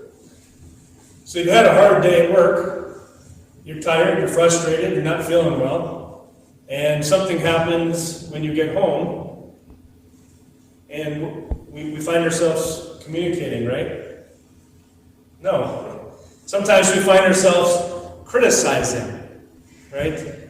Making judgments in extreme or absolute terms. Right? You can almost hear it. You are selfish. You never think of me. Instead, we can say something like this: I feel neglected when you don't tell me. So I'm going to let the cat out of the bag a little here. You guys in District 6 and traffic ops, you know I have your back, right? I love you guys. You're amazing people, and I always have your back. But now that you're here and the doors are shut, you can't leave, I'm going to tell you that I don't got your back on this one. I do. I still have your back. But I also have your spouse's back. I also have your grandma's back. I also have your aunt and uncle's back. I have everybody's back here. Because I know that we can be guilty of this. That we lose sight of that first question I asked. What brought you together with that other person? And we forget this, right? So, contempt. Contempt is really a destructive form of criticism. Being sarcastic, mocking, or condescending. Looking at the negative qualities. You find yourself maybe doing that sometime. Taking names, right? Taking faults and writing them down. Instead, that we ought to look at the positive qualities and what you appreciate of them. Don't keep score. Keeping score in your relationship is destroying your relationship. So instead, write down a list of the positives. And I would encourage you to do that tonight. Write down a list of the positives in your relationship and then post them somewhere. And hold on to them. And when you are in that situation where you guys just aren't seeing eye to eye, start with that list. Defensiveness. Don't be defensive, but listen.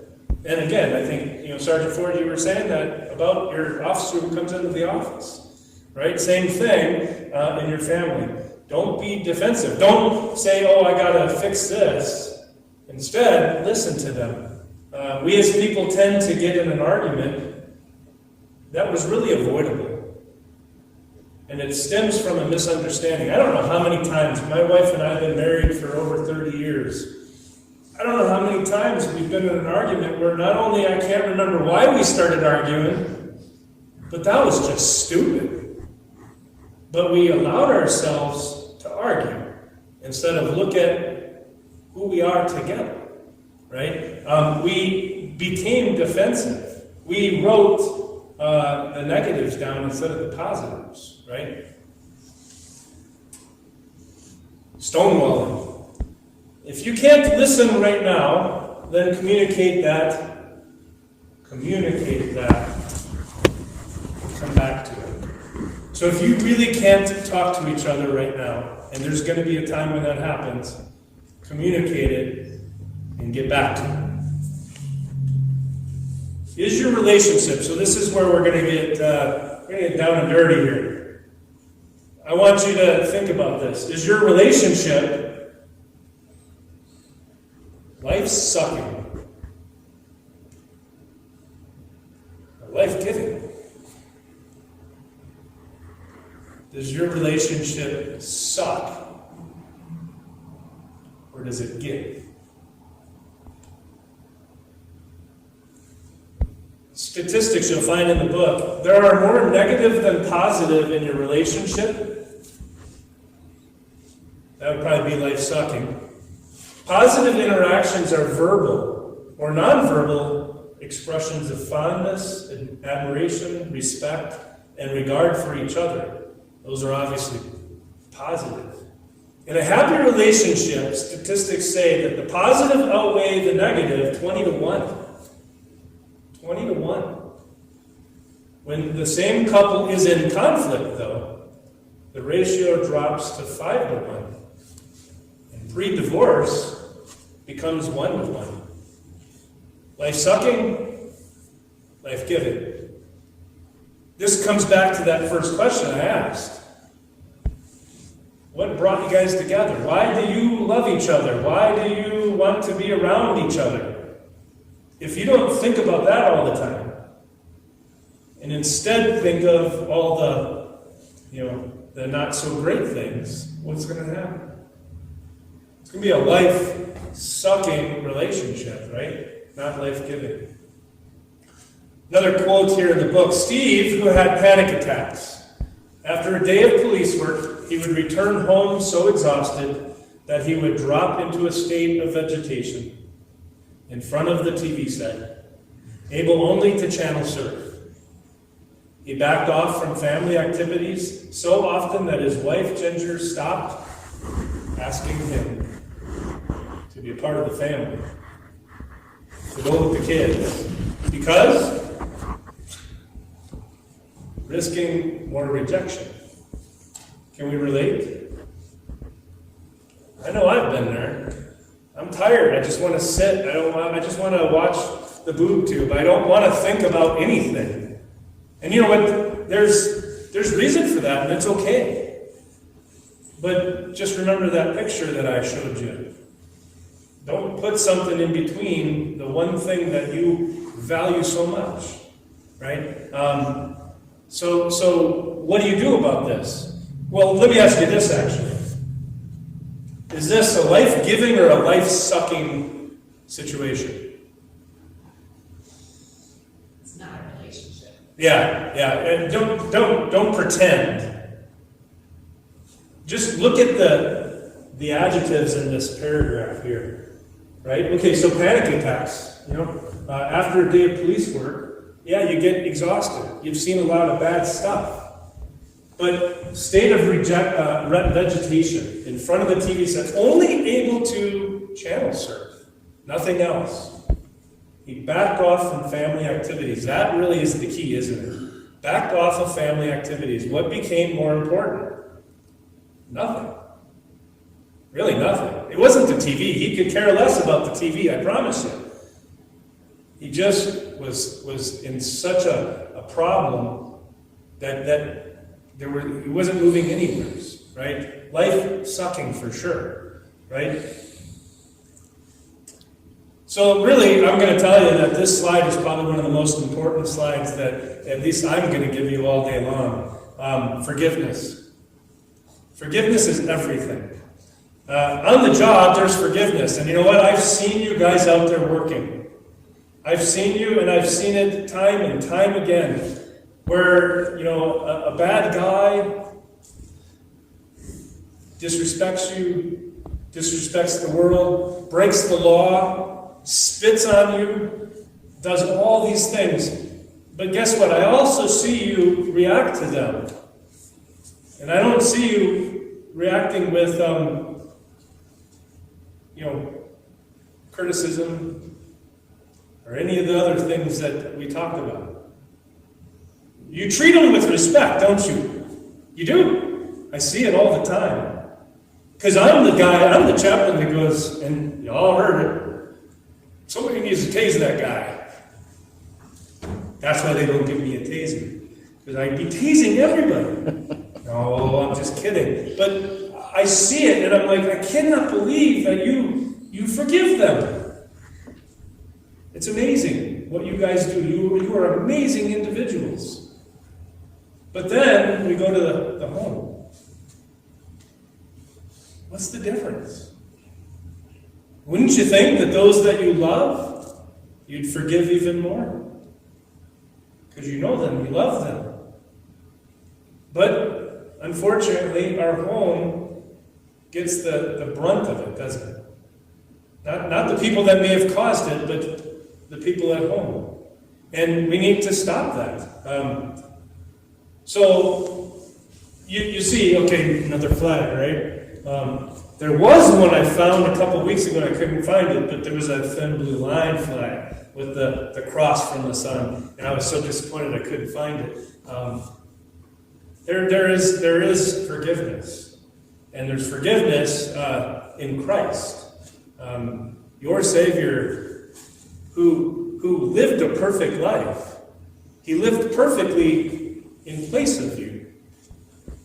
Your Savior, who we heard earlier in the other presentation, Judas, his disciple, one of the disciples he loved, betrayed him. Yet Jesus forgave him, right? He forgives us because we are not perfect. We are sinners. He forgives us, and he continues to forgive us. He died for us. Our sins are forgiven. And if there's one thing that we should walk away with is knowing that we are forgiven. We are forgiven children of God. So lastly, last slide, there's just a few questions that you'll find in the book too. There's actually like a study guide that if you search it, but these are some pretty important questions that I just wanted to cover real quick. Working as a team is important, right, for first responders? If you don't work as a team, you're not going to get much done, are you? How do you create team in your relationship? So how do you create team in your relationship? Communicate. Talk to each other. If you're not talking to each other, you're not going to be a very good team. I can tell you there's been times where I'll go a whole day and just think about my wife. Like, oh man, I love that woman. I love her, I love her, I love her. Oh, I can't wait to get home and share this with her and share that with her. Then I get home. Then I get home and I'm frustrated, I'm tired, I'm irritated, and I completely forgot that I thought, oh man, I love that woman. And I don't talk, I don't communicate, I sit down on the couch and I channel surf. And you see what's going on there, right? I've lost that wonderful thought of why I do what I do all day long. I've really divided my team. What improvements would you like to make? Well, one is, when you pull into the driveway, I know you guys change your clothes before you get home, right? A lot of times, especially today, we change out of our uniform back at the station. But one thing I do remember, even as an x-ray tech, my clothes are filthy. I don't want to bring that into my house. So yes, I may change in the garage and then wash those clothes. Well, one good suggestion is to change your persona, change everything when you pull into that house, right? Take a minute, think about what's going on. Think about where you're going. This is your palace. This is where your queen sits. This is where your kids are, right? So you leave it outside in the garage, right? And you do go in, but you don't not talk. And that's really one of the biggest things I think in this conversation that we need to talk about is how do you be a cop and not tell your spouse or your loved one everything, and still be okay? Well, it's difficult. And again, we're not going to come with that answer tonight, but we need to communicate. You know, we've heard it multiple times. If you're feeling hurt, you need to talk about it, right? The support group or something like that. We need to do that, right? What do you think your partner wants you to understand about him or her? Have you asked? Again, communication, right? If we don't talk, if we don't communicate this, we'll never find out. What do you most want your partner to understand about you? These are just some of the things that you should think about. What could be improved in the communication between you and your significant other? How do you improve that? Again, you talk about it. Don't wait. Don't make it so you're on this side of the line and they're on this side of the line. What are ways to restore then a lost friendship with your significant other? Why is friendship to preserve, or why is friendship to preserve or restore? What do? Again, you talk about it. You utilize the people that God has given you to make this work. So that's my presentation, and again, I'm going to tell you, it goes way beyond this, and I hope that we can conversate again, have this seminar again, so we can do that. So we have one more presenter. Really, the two of you, you're a pair. So I'll just have you guys come on up, and we probably won't take a break, so we can keep going. Get your slides up. While we're getting this slide up, just to give you a little bit of thought about PTSD right away, I wanted to say that I'm not an expert. I'm not a psychologist. I'm not a sociologist. I'm not a special doctor of this. I don't have some great degree behind me. I simply have worked with it a bunch. I've trained in some areas in respect to this.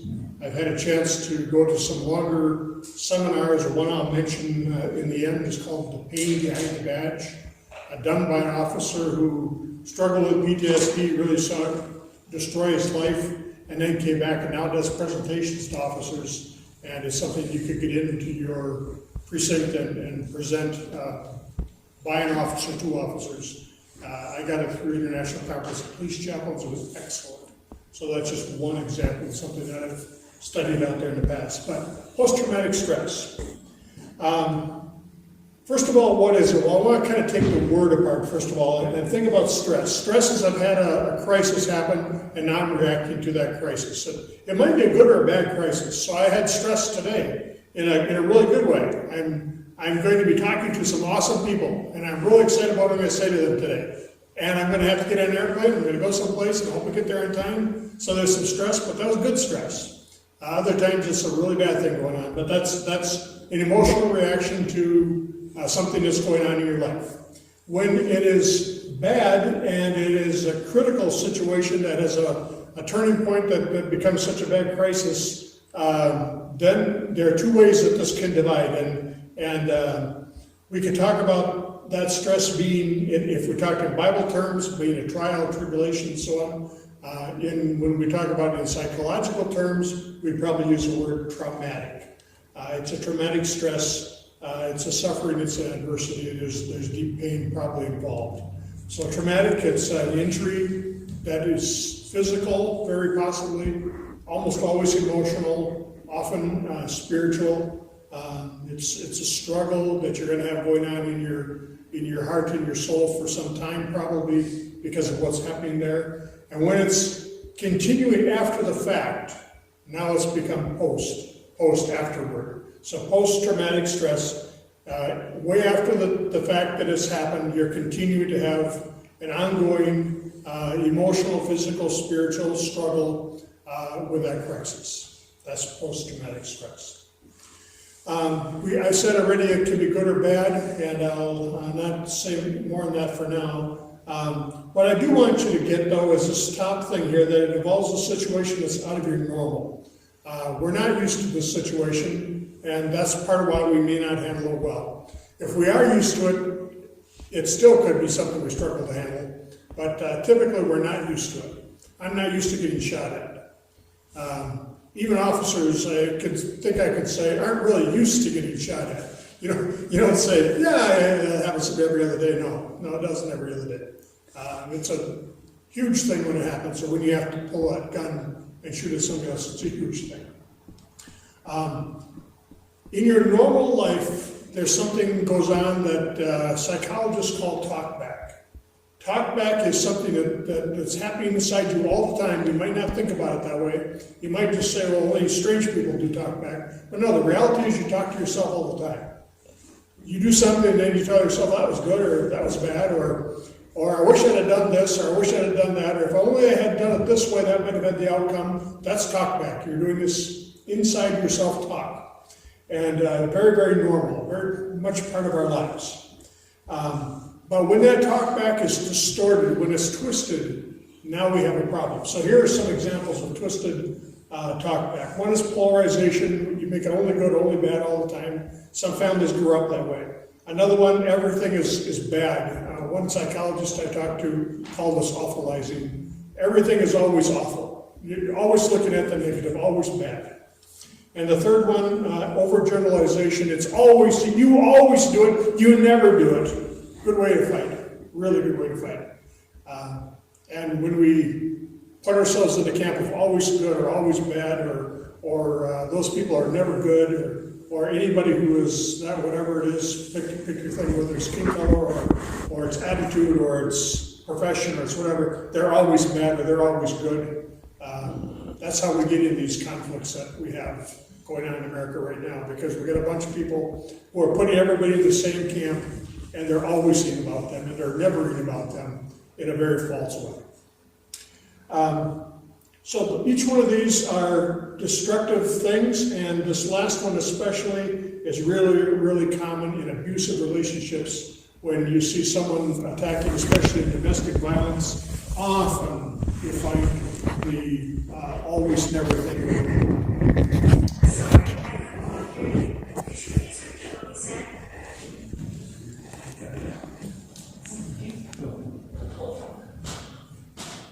And one other thing I want to focus on here is self-esteem falls to the basement and is gone in this situation. It just destroys self-esteem. I'm going to talk about what I'm going to call self-esteem versus Christ-esteem, and I hope you'll get this, what I'm trying to say to you. Self-esteem is when I'm looking at myself and I'm valuing myself by how successful I was today. Man, I went out and talked to those people. Wow, that was really good.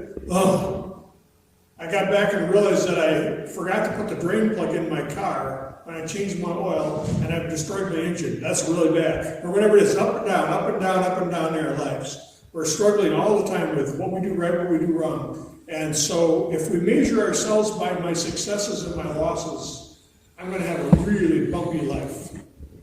God measures us by only one thing, and that's what Jesus did for you. He took your sins away. He forgave you. He called you his own. Every single day you're worth the blood of Jesus. Every single day you're worth that much to God. There's never a day when you're down in value. You're not like the stock market before your God. And if you understand that truth, man, can that be helpful in your life as you struggle with the other problems that are out there. Now to the brain, because PTSD involves the brain in a kind of a big way. There are all these big medical terms we're going to be looking at here, describing parts of the brain. I'm going to try to make it simple, because I'm not an expert, and simple works really well for me. So the thalamus is like a control tower. Think of it as a 911 receiving tower. It gets a message, 911, what's your problem? And passes it over to the thalamus that now reacts. The thalamus is an endocrine response, so it turns it into a chemical, electrical impulse that is so fast that it happens before we even know it's happened.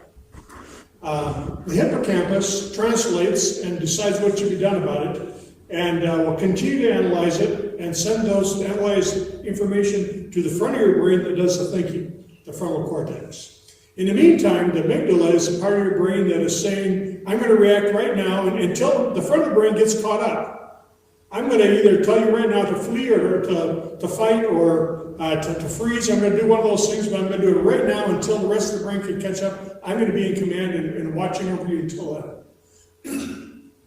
And so that's all going on in just a split second, and the front of the brain is catching up. And this is one of the reasons why when we see people are struggling with why did that happen or that happen in a situation, I don't see how he could have done that or she could have done that. Well, the front of the brain hasn't maybe even caught up yet. You have to do an instant reaction, and then the front of the brain catches up. And so there's that struggle between those two as you respond to a crisis. So rebounding, that control tower in microseconds is flooded with chemicals, and then the body immediately tries to either flee or fight or whatever it has to do, and then it gets processed by the CEO, you might say, the frontal section of your brain that figures it out and says, what should I do next? And that calms you down, that talks you down. That helps you look at it and say, man, I shouldn't react like that, or I really should do this, and now you begin to respond in that way that's good. Hopefully that's what happens. And then you return to finally at the bottom of that at rest position that once again you're calmed down, you're not in that high state of anxiety or action. So you can think of at rest situation, it's going to be like bouncing a basketball. If you think of, you spike a basketball, kaboom, and it goes way up, and then boom, ba-boom, ba-boom, ba-boom, ba-boom, ba-boom, and finally it basically stops, doesn't it? That's what happens to you every time you have a high stress situation. The basketball goes bang, and you're bouncing. And then it calms down, and this might take days, it might take weeks, it might even take a couple months for that basketball to stop bouncing, you might say, for you to get the calm down inside. And the best example I could give in my personal life is I think about getting rear-ended. Bam, all of a sudden I rear-ended, and I go through the process of what I had to do about having my car hit, and now I'm looking in the mirror when a car's coming behind me. Man, I just can't stop watching that rear mirror, because is that next car going to do the same thing to me that other one did? And for a while in my life, I'm dealing with that, because this has happened in my life. Any time that something major like that has happened in our lives, we're going to have that rebound situation like that, where it's going to be a reactionary thing, and then it's going to keep calming down. Hopefully it'll keep calming down as you grow past it. That's what we're hoping for. That's the normal. If the rebounding doesn't happen, that's when it gets serious. So the brain keeps flooding, there's emergency, 911, 911, and the amygdala is keeping on saying, go out and fight, or go out and run, or whatever it is, and it's at critical high level, and you're saying in your conscious part of your brain, no, I need to go to bed and sleep now. And that part of your brain said, no, you can't. And so you get this war going on inside you. That's often happening with PTSD. If this reaches a critical level, doesn't go away, it actually causes an injury to the brain. It's not just a silly thing that you can't get over in your head. That's how people sometimes think it is. And they say, just get over it. Just stop thinking that way. Just this, just that. Well, what if I said to you, you cut your leg open all the way to the bone? Well, just quit thinking about it. We never do that to somebody. And yet we do it with this one. And this too is an injury, a literal injury to the brain. And we can see the injury today. We can find it, we can see it. So I'm going to help you with that. One of the ways we can help PTSD is right-left brain thinking. Anything that translates from right brain to left brain seems to help and wash things out. So if you know anybody who's done CISM training, have you guys worked with that? CISM training, one of the things they will do, they're asking, tell us a situation, and so maybe I'm talking to Diane here, and I'm asking her, tell me about the situation, and she's describing what happened, and the scene is getting really raw in her mind, and she's really struggling, and the next thing I'll say to her is, what color was the car? She's like, what? And that's you gotta go across the other side of the brain and think about the color of the car, and you shut down the emotion a little bit. So with CASM, you literally can slow down the emotional dump and allow them to have time to process from one side to the other. Other ways you can process this is going for a walk. Cross-country skiing is excellent. Denver people, excellent. Swimming is excellent. Anything that's involving your body side to side helps you with processing things like this. So why it works, I don't exactly know, but I can tell you it works. It is one of the helpful tools that's out there. Doesn't work for everybody perfectly, but it certainly helps. It's a brain injury, I said to you already. You can think about it like a concussion. It's a real illness. They've been stressed, they're fearful. But now the danger is over and they're still feeling the stress because of it. And that stress might be there for a long, long time into the future. So here are some examples of what PTS does. Bad dreams, flashbacks of the original event, disturbing thoughts, avoiding places and activities that are reminders of the original event, feeling worried, guilty, sad, feeling alone, trouble sleeping, being on edge, especially in a crowd, having to give an angry outburst when you didn't even know you were going to do it, self-hurting. That might be alcohol, that might be drugs, that might be cutting. Often it's yourself that you're damaging, but it might be someone else as well. And typically it's yourself because you're angry with yourself because you didn't get over it. You feel this hurt, you feel like you should just be able to make this hurt go away. After all, I can fix other things in my life, why can't I fix this one? It becomes part of the stress actually that you struggle with, that you can't just make this, just quit. You're telling yourself to quit and it doesn't work. That's some of the things in regard to PTSD. So a victim of PTSD is probably going to be angry. And what would I do? I would tell anyone who understands God's word that a Christian, if you're a Christian typically is good at telling somebody else the gospel and they forget to use the law on themselves. Now what do I mean to that? If Diane came to me and said to me, I am such a rotten person, I would say that she just spoke law to herself. She just told herself, I'm a sinner. And I would say to her, Jesus Christ died for your sins, and he took all of them away. So I'm giving her gospel. I'm giving her forgiveness. I'm giving her hope. But she's been busy spanking herself instead of giving the gospel to herself at that moment. So we often do the wrong thing for ourselves. And for us to recognize that, and this is where your chaplain, again, can be really helpful to you to help you recognize, no, I need to be forgiving myself just like God forgave me. He wants me to forgive myself too. They may self-exclude. I'm not going to have any emotional ties with other people. It's one of the ways to avoid all kinds of things, right? I don't have to have loud noises in. I don't have to get upset about what someone says. I don't have to this, I don't have to that. So if I just self-exclude, I'll avoid all kinds of problems. Self-medicate. I've got this pain, so if I can find a way to avoid the pain. Did it fix the pain? No, but it made it hide for a little while and cause more problems. That's the sad part about it. Cause more problems. Self-harm. Intrusive suicide thoughts might be coming in and they might react all the way to suicide, or it might be a less invasive thing that they do, but also self-harming. Last year I gave you numbness. Numbness is often a real thing, and it can be in the fingers and toes, it can be your hands and feet, it can be more throughout your body than that, a physical, literal numbness. Diane talked about the weight, but it can also be the opposite of that, it'd be a great numbness.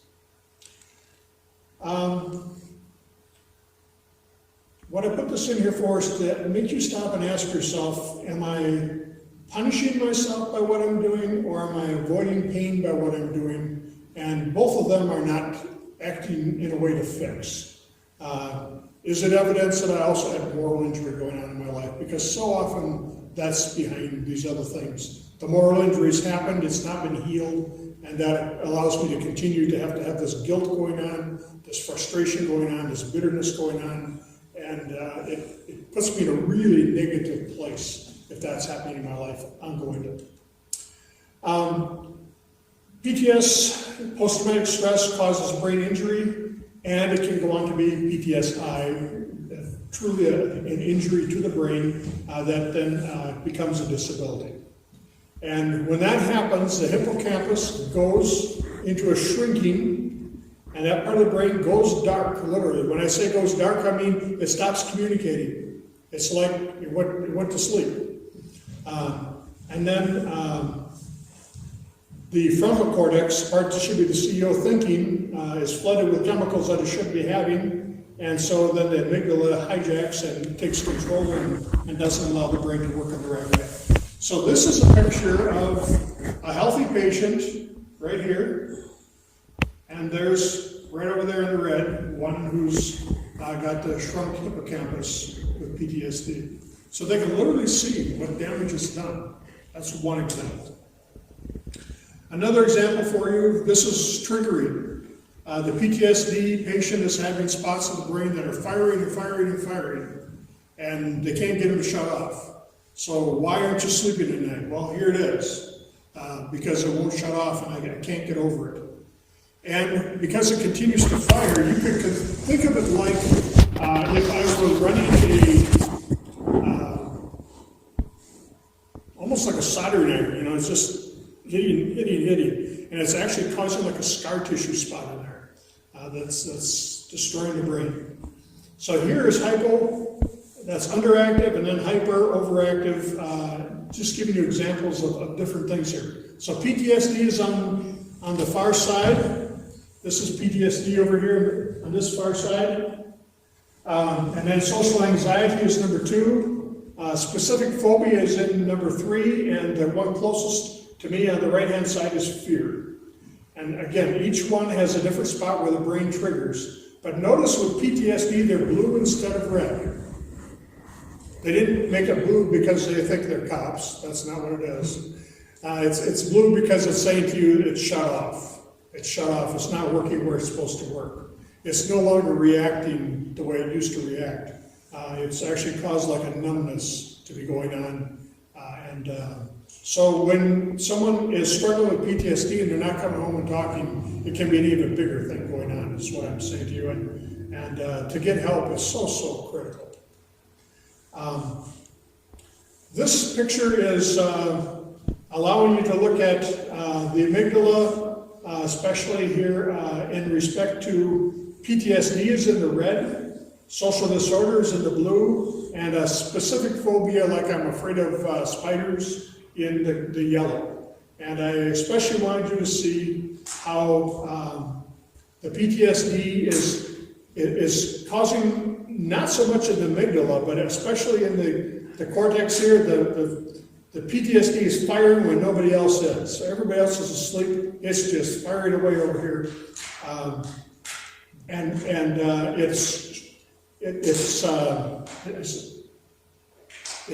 Because it continues to fire in a spot, it's shutting down the normal reaction thought process that it should have, I think is how I should say it.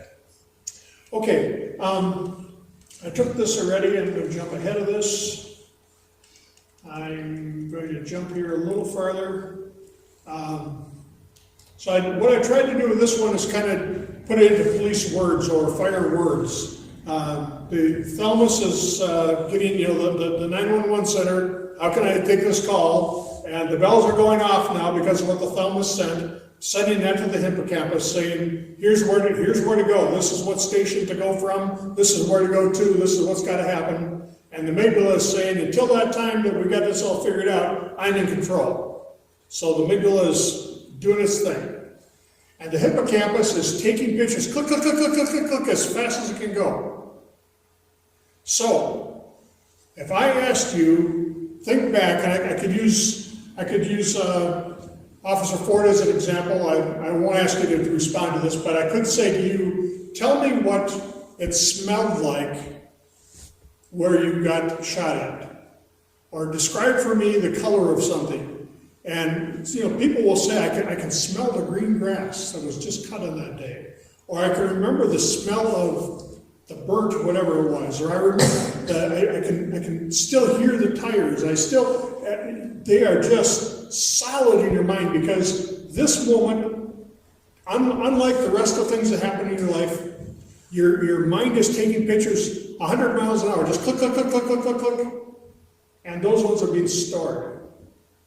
Normally, your mind flushes them out again. Diane was talking about having me come with her to the doctor, and I was sitting there going, did I do that? I forgot to do that. Just because I wasn't under stress. I didn't need to remember that. I forgot. But ask me about what happened at the moment, this other tragedy happened, and now you can recall just detailed things.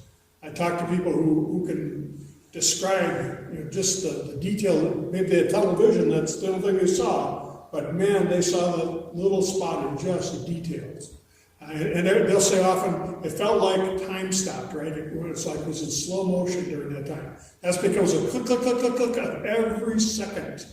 Every second was being photographed over and over. And I'm not just talking about visual photograph, smell photograph, ear photograph, every sense photograph is being taken at the same time in this picture that's being taken by your brain. And it's being held there. And it comes back with PTSD over and over again.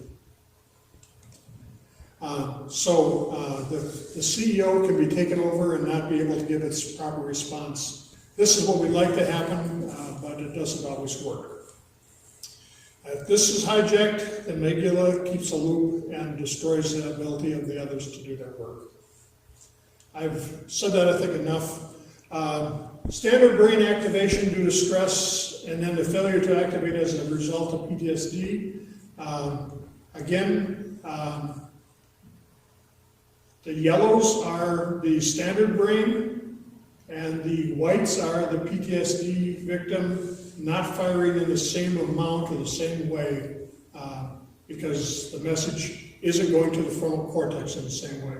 So when Diane said to you, when I was in my highest stress, I couldn't put a sentence together, that was a key example of that right there. That's a key example. It doesn't mean it's going to be that way for me forever, but right during that time of the highest stress, when everything's going wrong in life, you give me here's what's wrong with you, and here's a sentence that's 60 words long about what is PTSD, you're going to go, I can't even read the sentence. I can't even get what it is. I don't know what's going on there. I can't comprehend it. It has to be given to me in really simple words. So when we meet someone in that situation, we want our counseling to be really simple, really plain, really obvious, and to lead them out of that depth and into hope again in a very strong way. What happens emotionally and physically is what I'm trying to do with this one. The high anxiety, debilitating depression, pain so intense that they're going to look for any way they can get rid of the pain. And that's one of the things that can lead to suicide, that intense pain that's there. Instead of approaching each new day with optimism, with PTSD, it's really easy to get into a feeling like everything's a threat, to be always looking over your shoulder.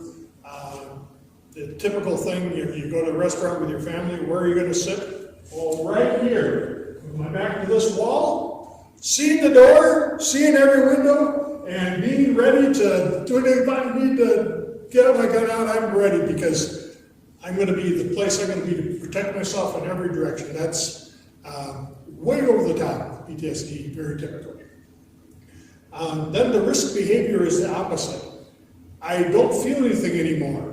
I no longer am excited by anything. I'm no longer able to get a good kind of arousal from anything anymore. So what do? I go out and do risky things I never have done before. I drive my car 120 miles an hour, and I drink too much, and I, maybe hang glide, but I never would have done before. And you just pick out whatever you want. Not that everything about those is bad necessarily, always, but I'm doing it at a level that's not ever been me before, because I'm trying to feel again.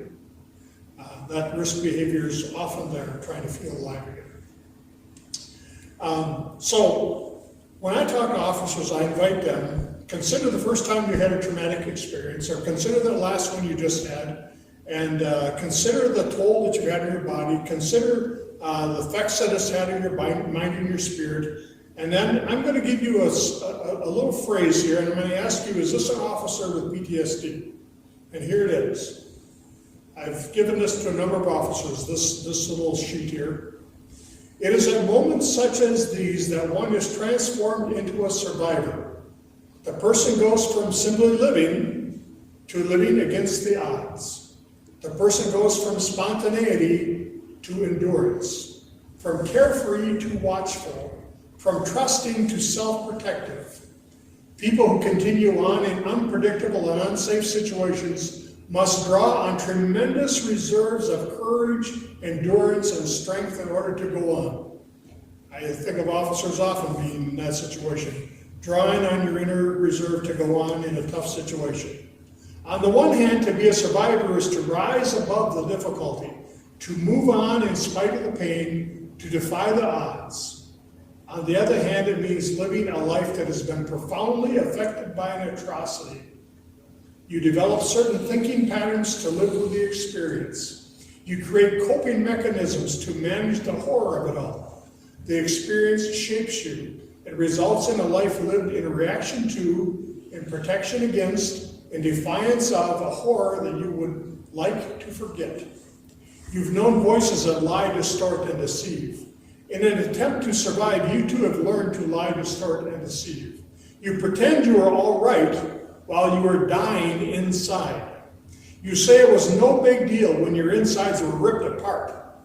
You distort the facts to make it seem not so bad. You say, at least I wasn't killed, when in fact you feel dead. So I've asked officers, does that describe someone with PTSD? And I've had them say to me, yes. Yes. And then I say to them, where do you think I got this from? Where do you think I got this quote from? And the answer is, it's a book written by Diane Langberg called On the Threshold of Hope. And she writes as a description for you these words that were written down by a woman who has spent her entire life raped by her father since she was a little tiny girl. She's gone through that repeatedly all her young life into her adulthood. And these are the only words I changed, the ones in my life. I changed those words to show you what I just showed you. Now, what does that say? That says to you, on your job, I'm going to use the word rape now, on your job, you were emotionally raped over and over and over and over and over again by those moral injuries of what I should never have seen, by those situations of someone who acted in a way that should never treat an officer like that, or never treat a fireman like that, or never act in that way toward that other human being. I once was talking with an officer who he took out this picture.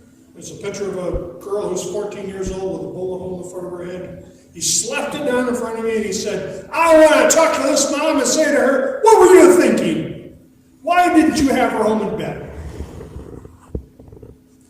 Feel a moral injury in him? That someone would let her daughter be in that position and that someone would treat that daughter like that? And now the daughter has a hole in her head and she's dead and she's in the morgue and he's the detective dealing with the case. And he's feeling just sick. Well, it's ripped his heart. And when this happens enough times, it changes you. It changes you. I can tell you about going out on a night I was on duty. I'm in my police vehicle. I always went to the late night roll call because I just felt like those officers had a tougher job than most of the other ones. So I'd go to the late night roll call, and there were the officers, and then I'd take this tour on the way home. I'm way on the east side of town where I live, so I'd make this big round tour around the town and back at my house. and stop and get gas at one spot, fill up the police van, and I get to the stoplight. There's a guy sitting there next to me, and the light turns green, and I drive away, and his car stays sitting there. And I'm looking back, realizing he's never moved yet, and I'm a whole block away. He's still just sitting there. So I come back around, park my car, go out and look, and he's laying there with the steering wheel. And he's probably drunk or on drugs, but I don't know. It could be he's just had a heart attack. So I call it in, and they say, well, do we need to send an emergency vehicle? Or is he just drunk or what? And I said, well, I don't know. His doors are locked. I think you should send the emergency vehicle. Best case, we have to do what we can for this guy. So we get there, and the first man on the scene, they've been having drug things going on, and so they've got a bunch of unmarked. So the first guy that arrives is unmarked. He's like, and how'd you get here? And I'm thinking, I'm in my uniform. I'm driving a police vehicle. But he was jaded enough by his job that he's wanted to ask me about what I'm doing there. And that just really struck me that he's gone through so much, so many times, that he's not going to assume that I'm okay. Maybe I'm part of the problem. And he's going to find out that too. He's going to make sure. And part of me felt sad about it, and the other part of me thought, that's his life. That's where he's at. And I get it. I get the pain he's got. I'm saying that this is there with PTSD. And I want to realize that this is where you've been. I want to help you see that that's where you've been so many times. That's where it is. And so we want our hearts to go out to the person who's struggling, and we want to do everything we can for them. The pain behind the badge officer says, why is it that if I were to meet you guys when you began, I could line everybody up on this wall of everybody who will never want to break the law, will never want to misuse any kind of drugs, will never want to violate their marriage, will never want, and he's got a whole list of them. And why is it that, 35 years in or 20 years in, or whatever it is, over here, this wall, most likely to be drunk, most likely to have been misused drugs, most likely to have done something. How did that happen? That same man who started out over there could have ended up over there. And his answer is PTSD can get you there if you don't work with it. So I'm going to give you the picture of a balloon. Stress is like blowing up a balloon. I'm puffing into the balloon's blowing up, and then you knock the balloon off, right? And that's what is easy to do with your job, because you're supposed to channel these things away. You blow up the balloon, you keep it inside. Our job is to help you bring a needle, the kind with a hole in it, not the kind that you just use to pop stuff, but the kind with a hole in it, like giving yourself a shot, that kind of needle. Take a needle and run it through the knot, because if I stick it inside the balloon, it pops. We don't want to pop it. We want to run through the knot with that little needle, and we want a little bit to be able to fizz out at a time and let that balloon go back down. That's what we're trying to do for you. Help you a little at a time, bring your stresses, bring your problems, bring your concerns, and let them just sizzle away. Sizzle away as you talk to each other and get hope and get peace and get comfort. And allow that to de-stress for you instead of being this kind of a situation in your life. When you come to your pastor, when you come to your chaplain, I want you to remember that God has really some powerful things for you here. He designed his church to be, I call it Mercy Hospital. He wants you to have that gift of being able to come and have him be your rescue center. And when Isaiah describes it in chapter 61, he talks about bringing good news to the poor. The poor, he says, that word means the person who knows I don't have anything to help myself with. The good news for the one who can't help himself. To bind up the brokenhearted. What an awesome picture that my heart's falling to pieces in this. And putting it back together again. To bring liberty to the captives. We, the free, can become the captive of our problem. To open the prison of the bound, to proclaim the year of the Lord's favor, that he still loves you, he still has healing for you. We want to perform spiritual triage. Triage is what would happen at the hospital, and that's what we want to do. So if there's confusion, we want to help you recognize that God understands your thoughts, and he can help you with it. If there's uncertainty, we want you to know that God understands again, and that He is unconditional love, even when you don't know if He loves you. Is there guilt? Well, we have healing for guilt. Is there hopelessness? Well, we have the perfect answer of a God who's always bringing you hope and peace and forgiveness and finally heaven. And so, one of the things we might struggle with as believers is, well, I told them the gospel once, well, we have to tell over and over again. That is, we have to keep bringing hope. Because a person with something like PTSD is going to struggle over and over and over and over again with this problem because it doesn't go away. It's a chronic, ongoing problem. And so we want to keep saying it really simply, because that's the only way they can hear it. We want to make sure that we treat it like we would hugs. We don't tell our loved one, I love you, and then go away. We give them a hug, and we don't just give them one hug. Let's say I gave them a hug back in 2007.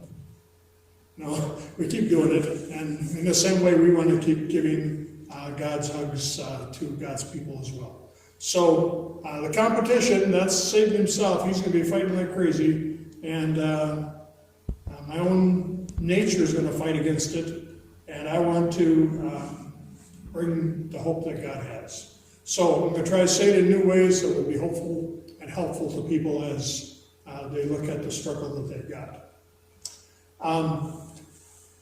These are just some examples in the Bible of ways that they told it differently.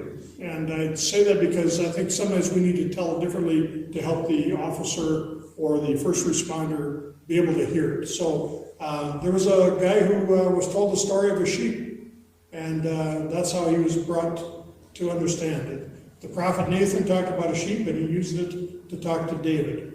There was a lady who asked for water, and Jesus used it to talk to her and tell her that he cared about her. There was a man who went to prison, and his name was Paul, and he used it to talk to the men who were the big officers, you might say, in the world around him, and actually the high court of his day.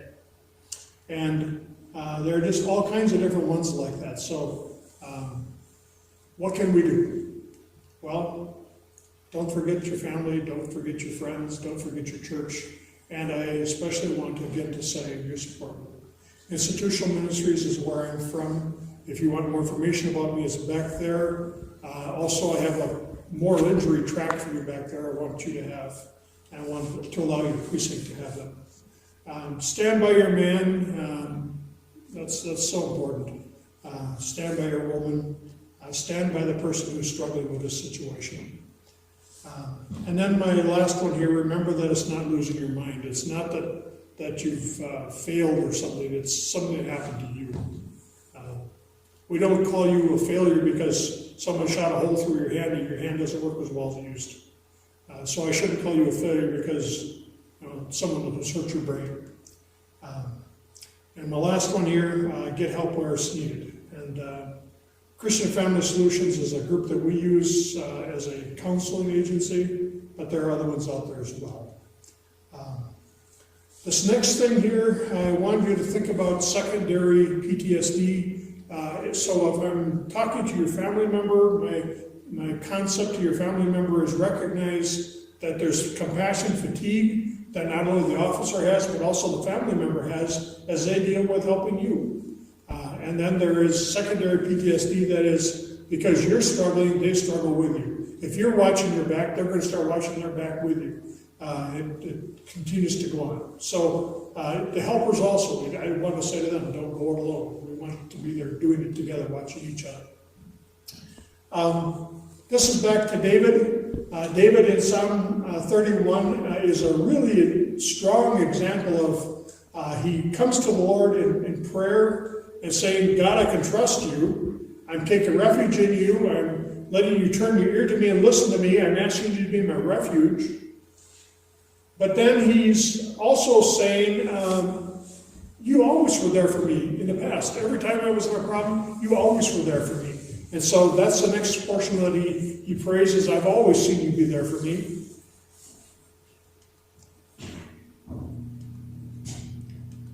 I'm going to jump past those. And so he can rejoice in God's mercy, and he can recognize that he's got that hope, but he also then comes because he's full of distress. So he just got in saying, thanks, Lord. And then he says, be merciful to me, I'm in distress. My eyes are weak with sorrow. My soul and my body am consumed with grief. So just because I'm God's child doesn't take away the problems. Just because I believe doesn't solve everything. These problems are still there. They're still very real, and we still are going to struggle with them. That's very real too. Very strong messages in the Bible about the grief that people have because of what other people have done to them. Very strong messages. So if you think God doesn't get this, no, he really gets it. And he shows you that he gets it in very strong words. But that whole section ends with him coming again to God and saying, but I know that I'm in your hands. I know that you're mine and I'm yours. And I know you heard my prayer, and I know you're going to help me. And he ends, save me in your mercy. You know, I can trust you, God. Closing praise to his Lord who always watches over him. How great is your goodness. And so he tells everybody finally, verse 24, be strong, let your heart be firm, wait confidently for the Lord.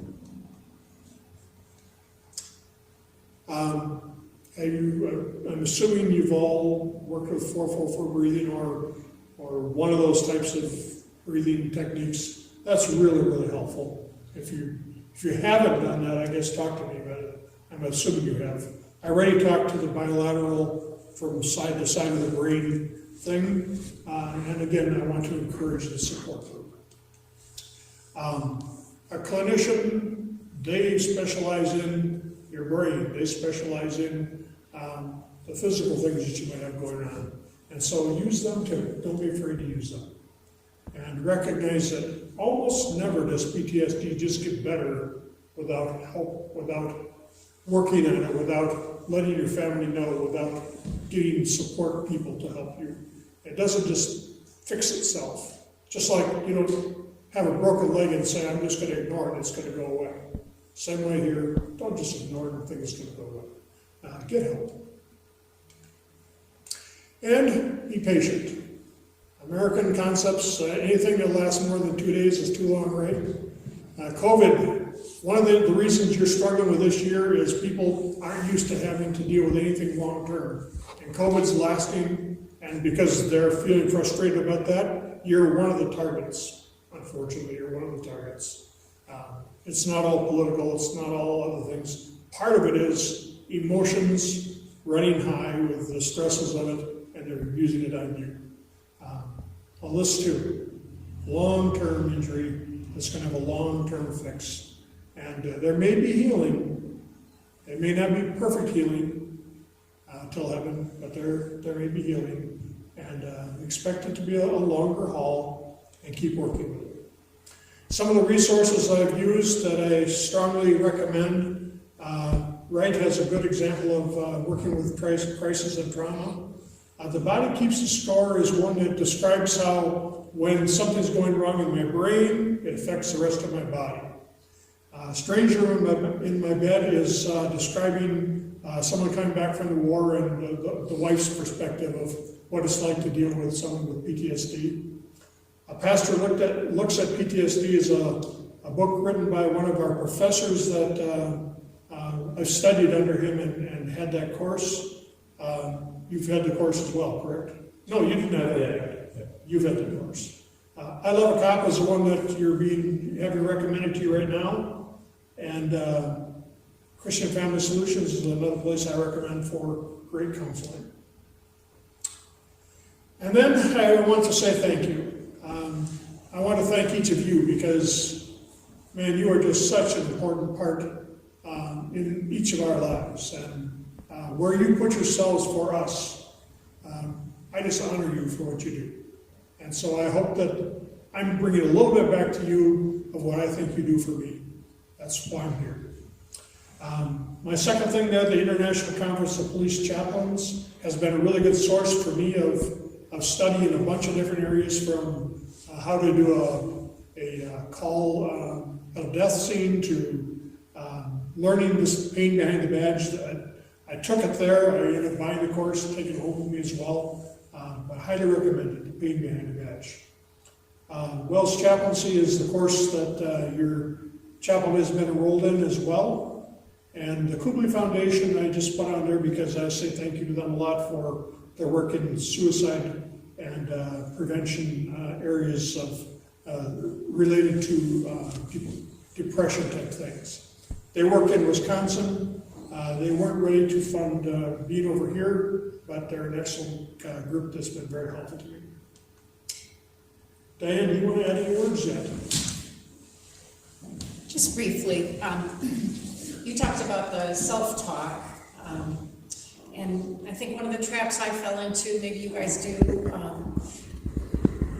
I was depressed in my career. I wouldn't admit it, because that uniform, hides a lot of emotional pain, at least it did for me. And I worked with domestic violence victims who had broken jaws, broken orbitals, on a daily basis. So I always talked myself out of my own pain because they had it way worse than I did. I think that's a real easy trap to fall into for officers. But I just want to conclude, I don't particularly like sharing my story because, first of all, it's hard to talk about it. But the best part of my story is that I believe post-traumatic stress disorder should be named post-traumatic stress transformation, because it was truly a spiritual awakening for me. It's not a career ender, it may be a career ender for individuals. In my case, with a lot of God's grace, medication, therapy, and help from my chaplain, I was able to crawl to the finish line, thank God, because I couldn't have afforded to raise my children on a disability, on a pension, that kind of a dollar amount. Once I retired in 2012, Pastor Phil said, well, why don't you start taking some chaplain courses with me? And I looked at him like, crazy? And I did. I met Chaplain Dave and some awesome people, and I told my story online to help them understand PTSD, and they ministered to me, and it was incredibly therapeutic. And here I am, a chaplain for first responders in my community now. And I just always want to give my story of hope to others.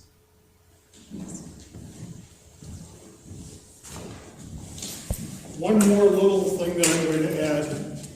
I'm going to tell you a story of one evening. I'm riding with an officer that I have high respect for, just the neatest guy. And it's the midnight shift, we're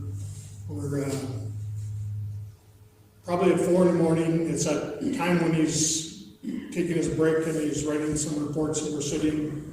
And you got to take a ride along all the way to the end, because that's when you get the chance to have the real talks.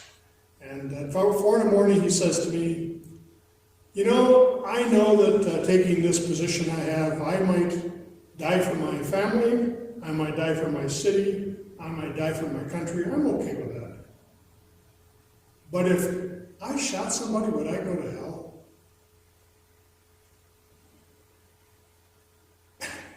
And my heart just broke for this guy, that he would go through his job from day to day, actually being worried about, would I go to hell if I shot somebody? So I want you to know that there is a place called Romans chapter 13. And Romans chapter 13 tells you that the government, and you're part of the government when you're serving, is God's servant to handle his wrath upon wrongdoing. And that you are called by God to have that position and to do that work, and that you're doing God's work when you do that. When you do it properly, when you do it honestly, when you do it with the respect and honor that you've done God's work. And you never have to worry that what you've done is going to send you to hell. That's not what it's about at all. Just to understand that kind of stress is there in your job, for me, is just so eye-opening. And so, last thing I just want to say once again is thank you so much for who you are and what you do.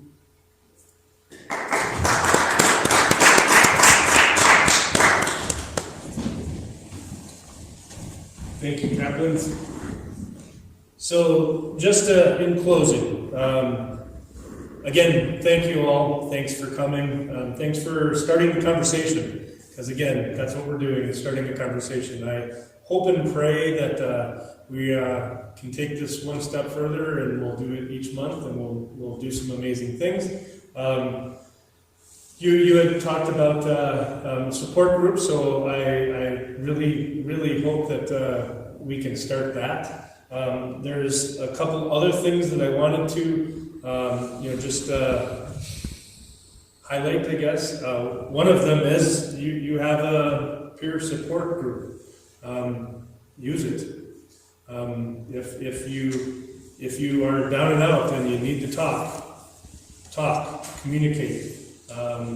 We have wonderful peer support. Another thing that when I was trying to figure out what to do and how to do it, I came across a website, and I wanted to talk about that real quick.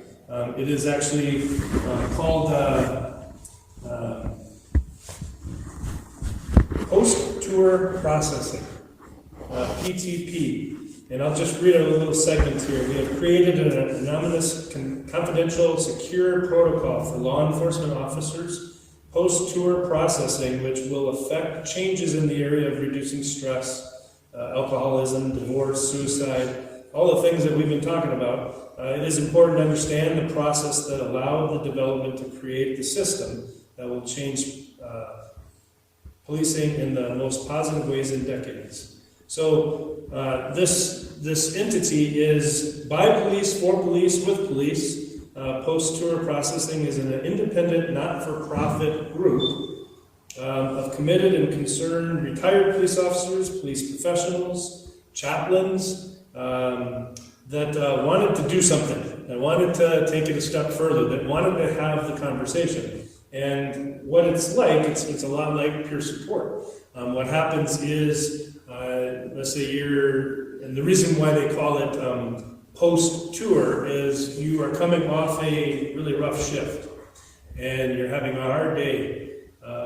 You can go and you can call this entity, and they will put you in touch with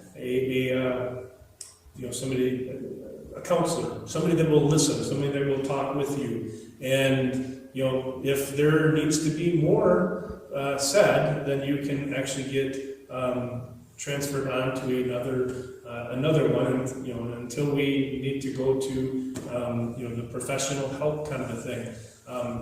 I have looked into it, I've taken the training, and I am going to be a counselor for this.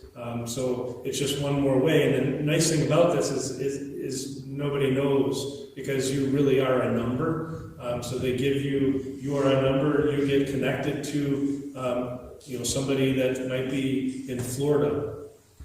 So it's just one more way to have a conversation and be protected by that conversation. So if you need to know more about it, please talk with me. We'll talk more about the support group, and any other questions, you know how to get a hold of me. If you have any questions for the presenters, please come to me, talk to them, but I'll make sure that happens. And again, I just have to say thanks again for taking these steps with us. And with that, have a great night.